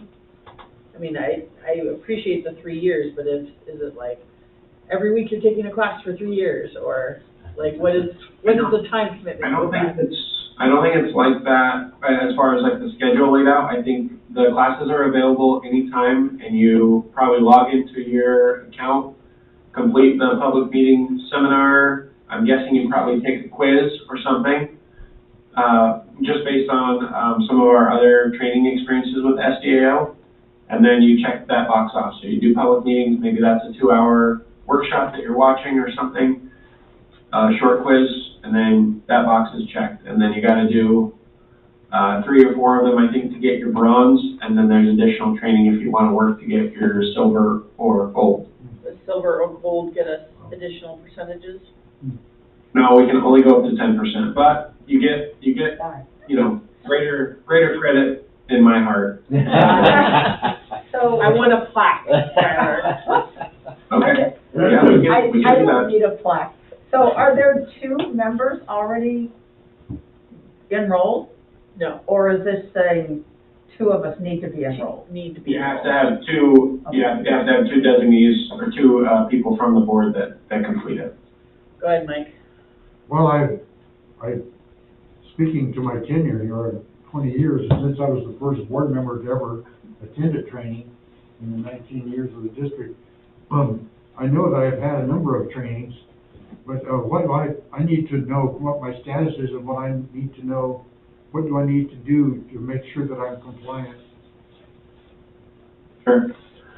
So I can look into that, Mike. I would say right now, I think you're all starting fresh in the eyes of special districts, even though I know you've all participated or attended some of these trainings in the past. I think this, specifically with the Leadership Academy, this is a new development, so I think they would be looking for folks to kind of, again, start fresh, build on their current knowledge, and then with the board training, those are new trainings that are offered every year.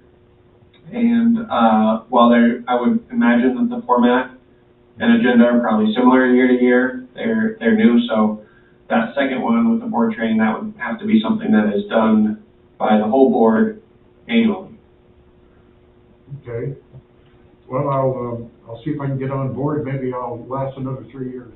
You don't have a choice.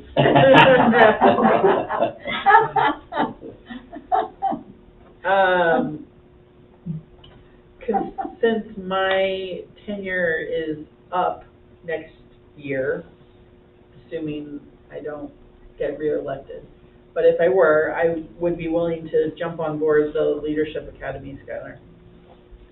Yeah, I'm If okay. that makes sense. I'm willing to do that too, if it makes sense. That'd be a good re-election platform. Yeah. Yeah, I'm interested. Okay, you've got 3. And Erica's not here to speak. That gets So us we'll to like, volunteer. that gets to like 15%, right? Yeah, and then the second one, I guess, this one I think is a more intense commitment because it does require you to designate some time, for one of these trainings. They'll be in August, and there's dates that have already been selected, but those locations are Cottage Grove, Newport, and Salem. There will also be, I think, a virtual option on one of those dates. Typically, it's the Salem option that they offer for you to participate virtually, but it could require, just because it says all board members must complete, I think that's a pretty significant ask, so I just wanted to make sure you were aware of that. And if there's arrangements that I can make, registration isn't out quite yet for those, but I imagine it will be soon. But if there's arrangements that I can help you make, including, travel stuff, like let's work on that. And yeah, again, a bigger commitment. So I'm not approaching this from the perspective of you guys need to get trained because you don't know how to do your job. That's not the way I feel. But I do want to see us utilize this discount if we can get it. And I also know that you're volunteers, so I want to balance your volunteerism with this opportunity. As long as I get a plaque. I also have to say, I've appreciated when I've used the SDAO resources and I did some of the trainings at the very beginning, I actually thought they were quite good. Like, Yeah. they pack a lot of information, you're not just floating around, Yeah. wasting time, so.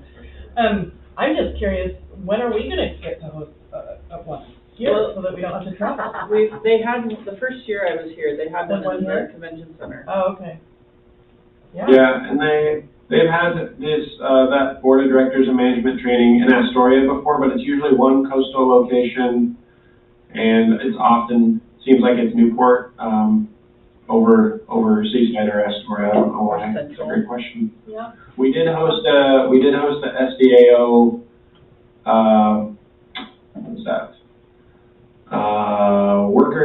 It was a risk management training, and that was probably like February, so maybe that's why. It was at the SRC though, and it went good. Yeah.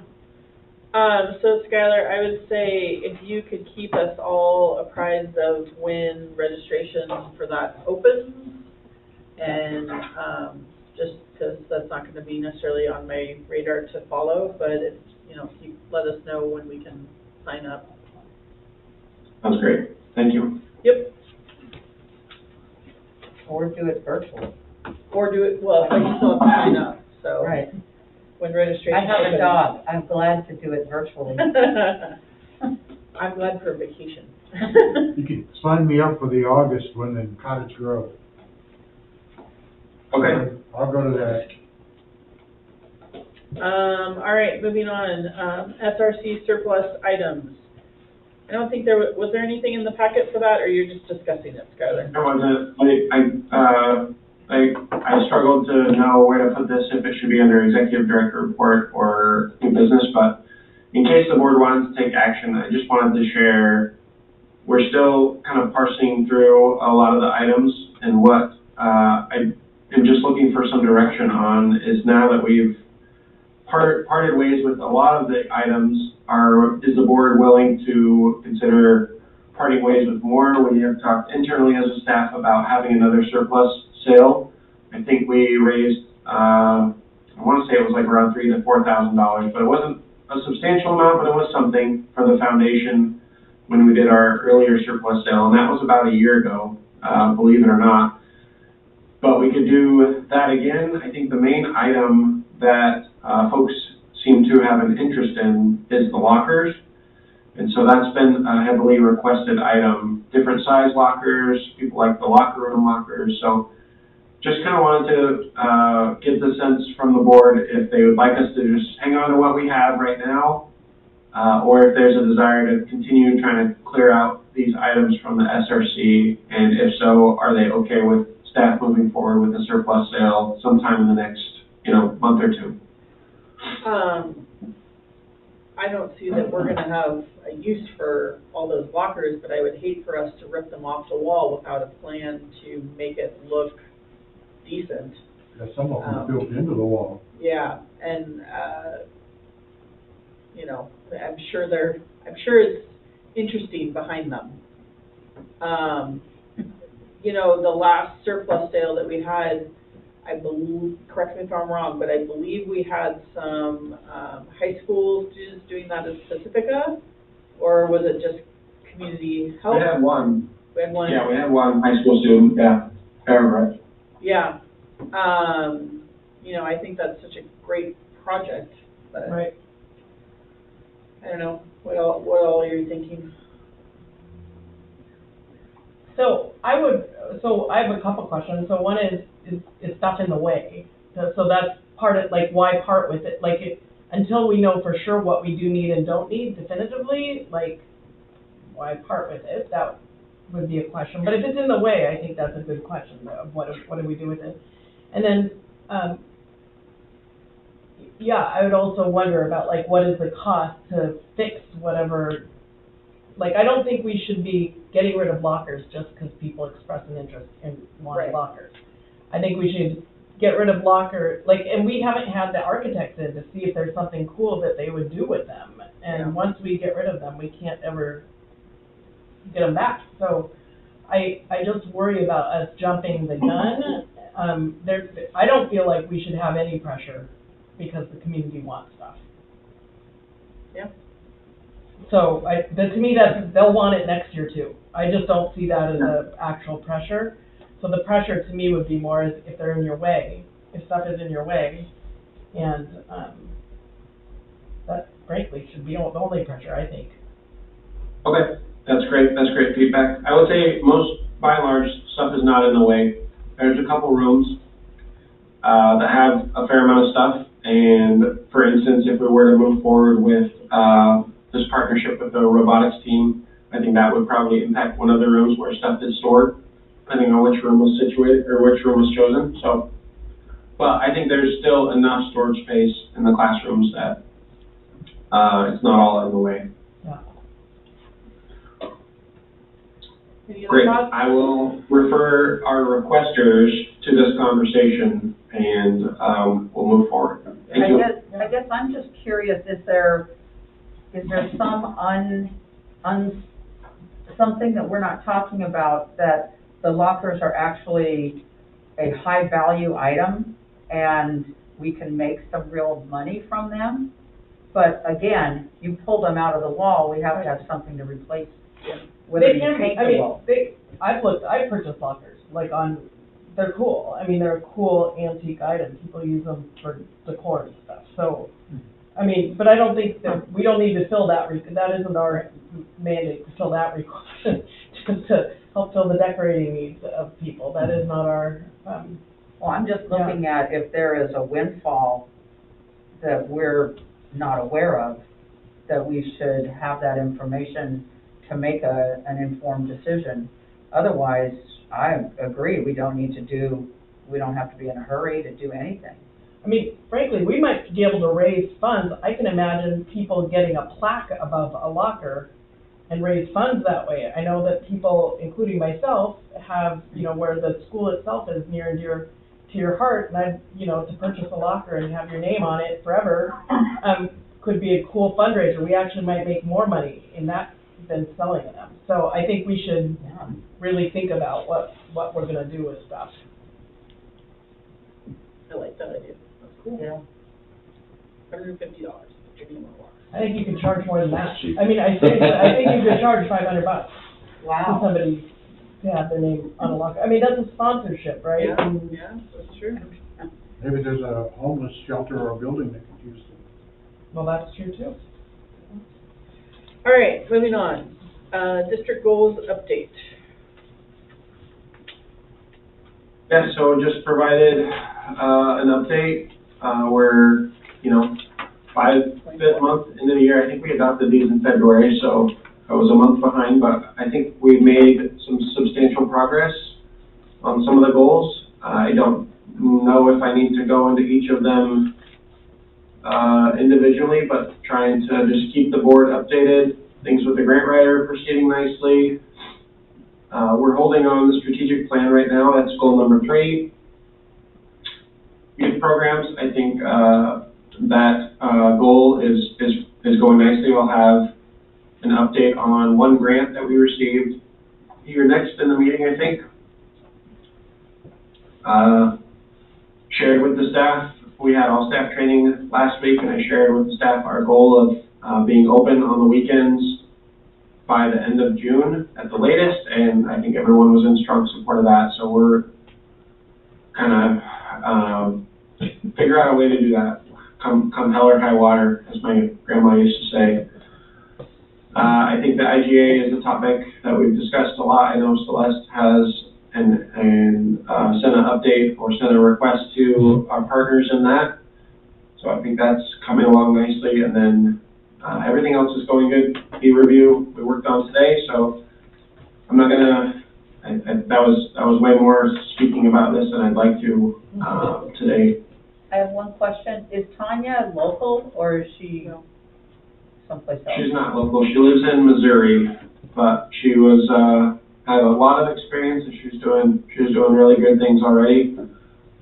She is going to try to come this way. We were going to have her try to come in June, but I think we're going to delay that until August for some financial reasons. It seems like it's a very expensive time to travel right now. Just a reminder to myself and everyone else, if you haven't already, Skylar had sent out a request for everybody to kind of send a little bio to Tanya about yourself and time on the board and everything. So if you haven't done that. I missed that one, so thank you. I don't know anything about that. Is that just in our emails? That was a secret? Just we got that. Oh, sorry. Oh, board members didn't get, I'm we just don't have to kidding. do that? I'm just He's kidding. teasing. Sorry. Okay. I was gonna believe you. If I don't have to write about me, I am You fine. know what it is? It's the accent. Yeah. I don't get you. Sorry, just keeping the meeting fun. Yeah. No, but Copy please take a moment, because I still haven't done mine, but it's on my mind. Okay, good job. Thank you, Skylar. Moving on, Roundhouse Foundation grant. Is that the grant you were just talking about? Yeah, so this is one of the larger grants that we applied for in the last 2 or 3 months. Melissa Ousley wrote the grant. She has other large grants out, but this is the first one that we've heard back from. Oh, sorry, I've got a sneeze coming, affirming that we received $30,000. The Roundhouse Foundation is a nonprofit that's headquartered in Sisters, and they have a focus on youth and improving access to childcare programs. Seems to align with some of their core values, so it was a good fit for us. Really happy about that. And again, we have some other big things in the works that will hopefully, give us the support that we need to begin expanding our services and doing some other really cool things in our youth programs department. So just wanted to share that good news and thank Melissa publicly for her work in that. Yeah. We appreciate Melissa juggling that in with all her other responsibilities. She's gotten some pretty big grants, and hopefully Tanya can build on that. District budget timeline. Yeah, this is going to be really short. We had originally planned, I think, to bring the budget before the board today for adoption, but we took a closer look at the timeline requirements for posting the budget and that type of thing, and we didn't feel like we were going to be able to fully comply with all of the timing particulars. So that will be up for adoption at the June meeting. I think we'll be fully prepared and have information to you, be able to post a meeting in time, well before time, to give the public opportunity to comment or to view the budget. But just wanted to share, and then we have a couple weeks after the change of the fiscal year to get all that information into the county. And I know Chris and Darren have both gotten a lot of training and are prepared for all the stuff that they have to do to kind of tie it up after I think most of the hard work has already been done. Thank you. Special event? And I'm not, Oh. sorry, and I'm not sure if they were provided, but I have some letters for you for the budget committee from last year and this year. So if you have those, if you can sign them and give them back to Justin or Isaiah, and if you don't, if you can stop, if they didn't make it over there, if I can have you stop by the front desk of the pool in the next few days and get those signed. Thank you for doing that. Justin will check his bag. Sure. All I know, right. I put a lot on Justin's plate today, so if he didn't get it done, it's totally okay. I appreciate his help. Just special events things upcoming, we did end up, canceling our prom 100K relay. We were faced with, very low registration. The event was scheduled to be held this Friday, and, it's a pretty big commitment from Alyssa and from some of our volunteers that help us, so made the decision to cancel it. I'm not sure if the future of the event will be prolonged or not, but, just wanted to share an update on that. But we have lots of other exciting things coming up. We have our pickleball tournament, Slices in the Kitchen, June 10th through 12th.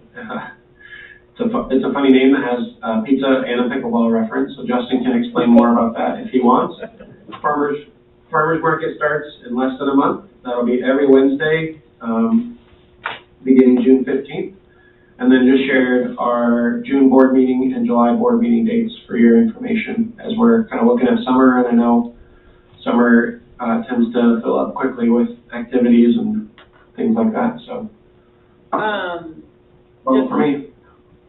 While we're talking about farmers market real quick, one of the things that we experienced last year was parking issues on that day for the youth center and Northwest Regional. Can we kind of plan ahead and maybe block a few spots off or something for, in the afternoon for those folks? Or, I don't know, just, it got a little crazy. Yeah, that's a great question. To be honest, I haven't had a chance to revisit that topic with our operations and facilities team, so I will make it a point to have those conversations and do what we can to mitigate the parking challenge.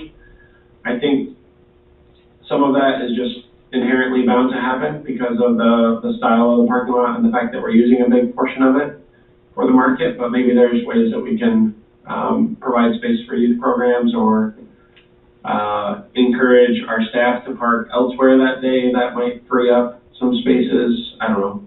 I'll try to think of some other solutions. I think just having a conversation and just see would be great. Seeing if there's a way to mitigate a little bit. I mean, it's one day out of the week, so it's not that, big a deal, but I just want to be a good partner with our tenant and make sure they have space that they need. And then, as a parent, trying to pick up your kid on that day is a little hectic. Mm-hmm. So, yeah.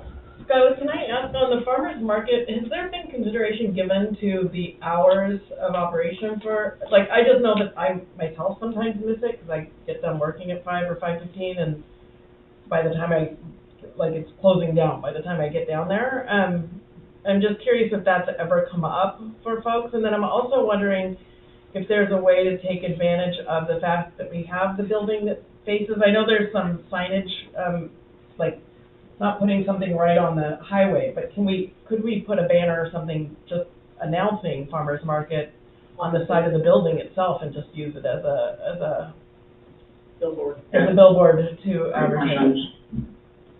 So we do have a banner that we display every Wednesday.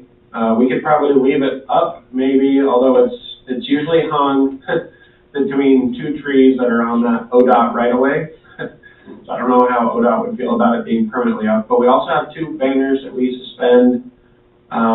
One at the kind of northern end of town on the high school tennis court, old high school tennis court parking lot, and then one on the south end of town, kind of by the junction. Mm-hmm. And those have typically stayed up the last 3 or 4 years. They've stayed up all summer long, not just on Wednesday.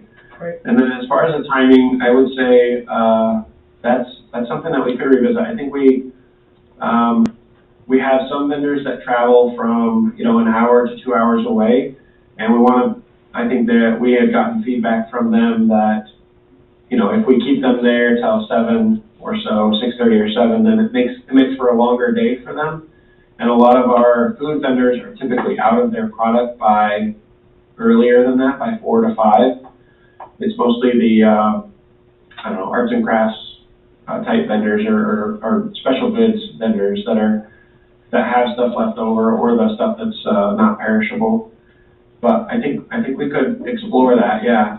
Well, I would certainly want to default to what the vendors are saying too. I mean, I think that's really important. If I were a vendor though, and I did all that setup, it seems like I'd want it to be open longer and have more exposure. But that would just be me. I don't know. Again, maybe even surveying vendors and seeing what preferences are would be helpful. Skylar, I would think maybe the banner that's being hung between the trees is a one that just goes up on the Wednesday, but I think what Celeste is saying is maybe we purchase an additional banner like we have for the old high school and south of town to hang on our building for the summer. Yeah, just Okay. just to build recognition that it's every Wednesday, I think. Yeah. Okay, sounds good. Maybe Thank you. something, maybe not, not as complicated, just what it is, what time. Sure. I have a question about, there's something being built on that drive access between SRC and, the, Oh, it's Justice the gate. office? Access, It's right? the gate, so what is that? the gate. Yeah. Because I'm wondering if the parking spaces are changing, if whatever that is going to impact too. That was the gate that Skylar had brought to the board before to limit access back there because people are parking and tearing up that road and also speeding through there when we've got kids, and so they're putting in a gate that is going to hopefully limit that.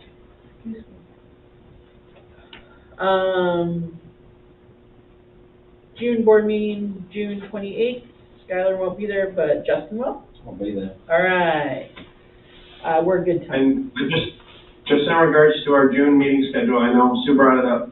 We had planned on a workshop on June 7th, and I have that on my calendar. I guess I'm wondering if that's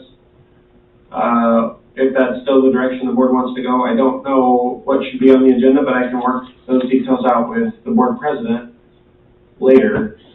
And what was the date of that? June 7th, the first Tuesday of the month. 2 weeks from today. I think we were trying to just kind of get back in the mode of having a workshop, but And I think we were trying to do some overarching strategic plan work, right? I don't know that we're necessarily there yet. I don't know either. I mean, summer is busy for everyone, and so I'm all for trying to pick up the workshop sessions Later. fall. Yeah. I was just kind of wondering what you were planning to do. What are you thinking, Mike? Well, there's a good chance I will not be in town on the 7th, Oh, Okay. because I've Well, been, we can't have a meeting I've been without you. putting off some family travel until after the budget meetings and this meeting and so on. I expect to be in California on June the 3rd. And I don't think I'm gonna make it back by June the 7th. All right. I say we skip that one. But I could attend the workshop, via Zoom remotely. I can do that. We're good. Good, yes, wait you till- can, but I think let's just, Did I overhear you say that Skylar wouldn't be here for the June board meeting? correct. Right? So that's gonna be the meeting that we approve the budget theoretically? But Justin's got it under control. Justin? Already on my calendar. Ready to Yeah, go. we'll have Justin, and actually, Darren will be there as well, and Levi is going to be presenting at that meeting. So we'll have all of the directors there to assist and answer questions if you need it. It should be a great meeting, and I don't think you'll miss me even on the slides, so. That is needs also Skylar? a public hearing or a time for the public to comment on the budget? Yes. Yep. You'll have your hands full, Justin. I think so. So what I have written down here for the 7th was we were gonna work on goals. So, Yeah, I don't think we're there yet. okay, I'm deleting, Delete away. I'm happy. All right, To do that. and the July board meeting is July 26th. All right, anything else, Skylar, or we're moving on to board comments? No, that's it for me, thank you. I appreciate, Justin and Isaiah being there, and sorry I'm not there to be with you in person, but, thankful for technology, so Yeah, appreciate it. and I hope you feel better soon. Yes.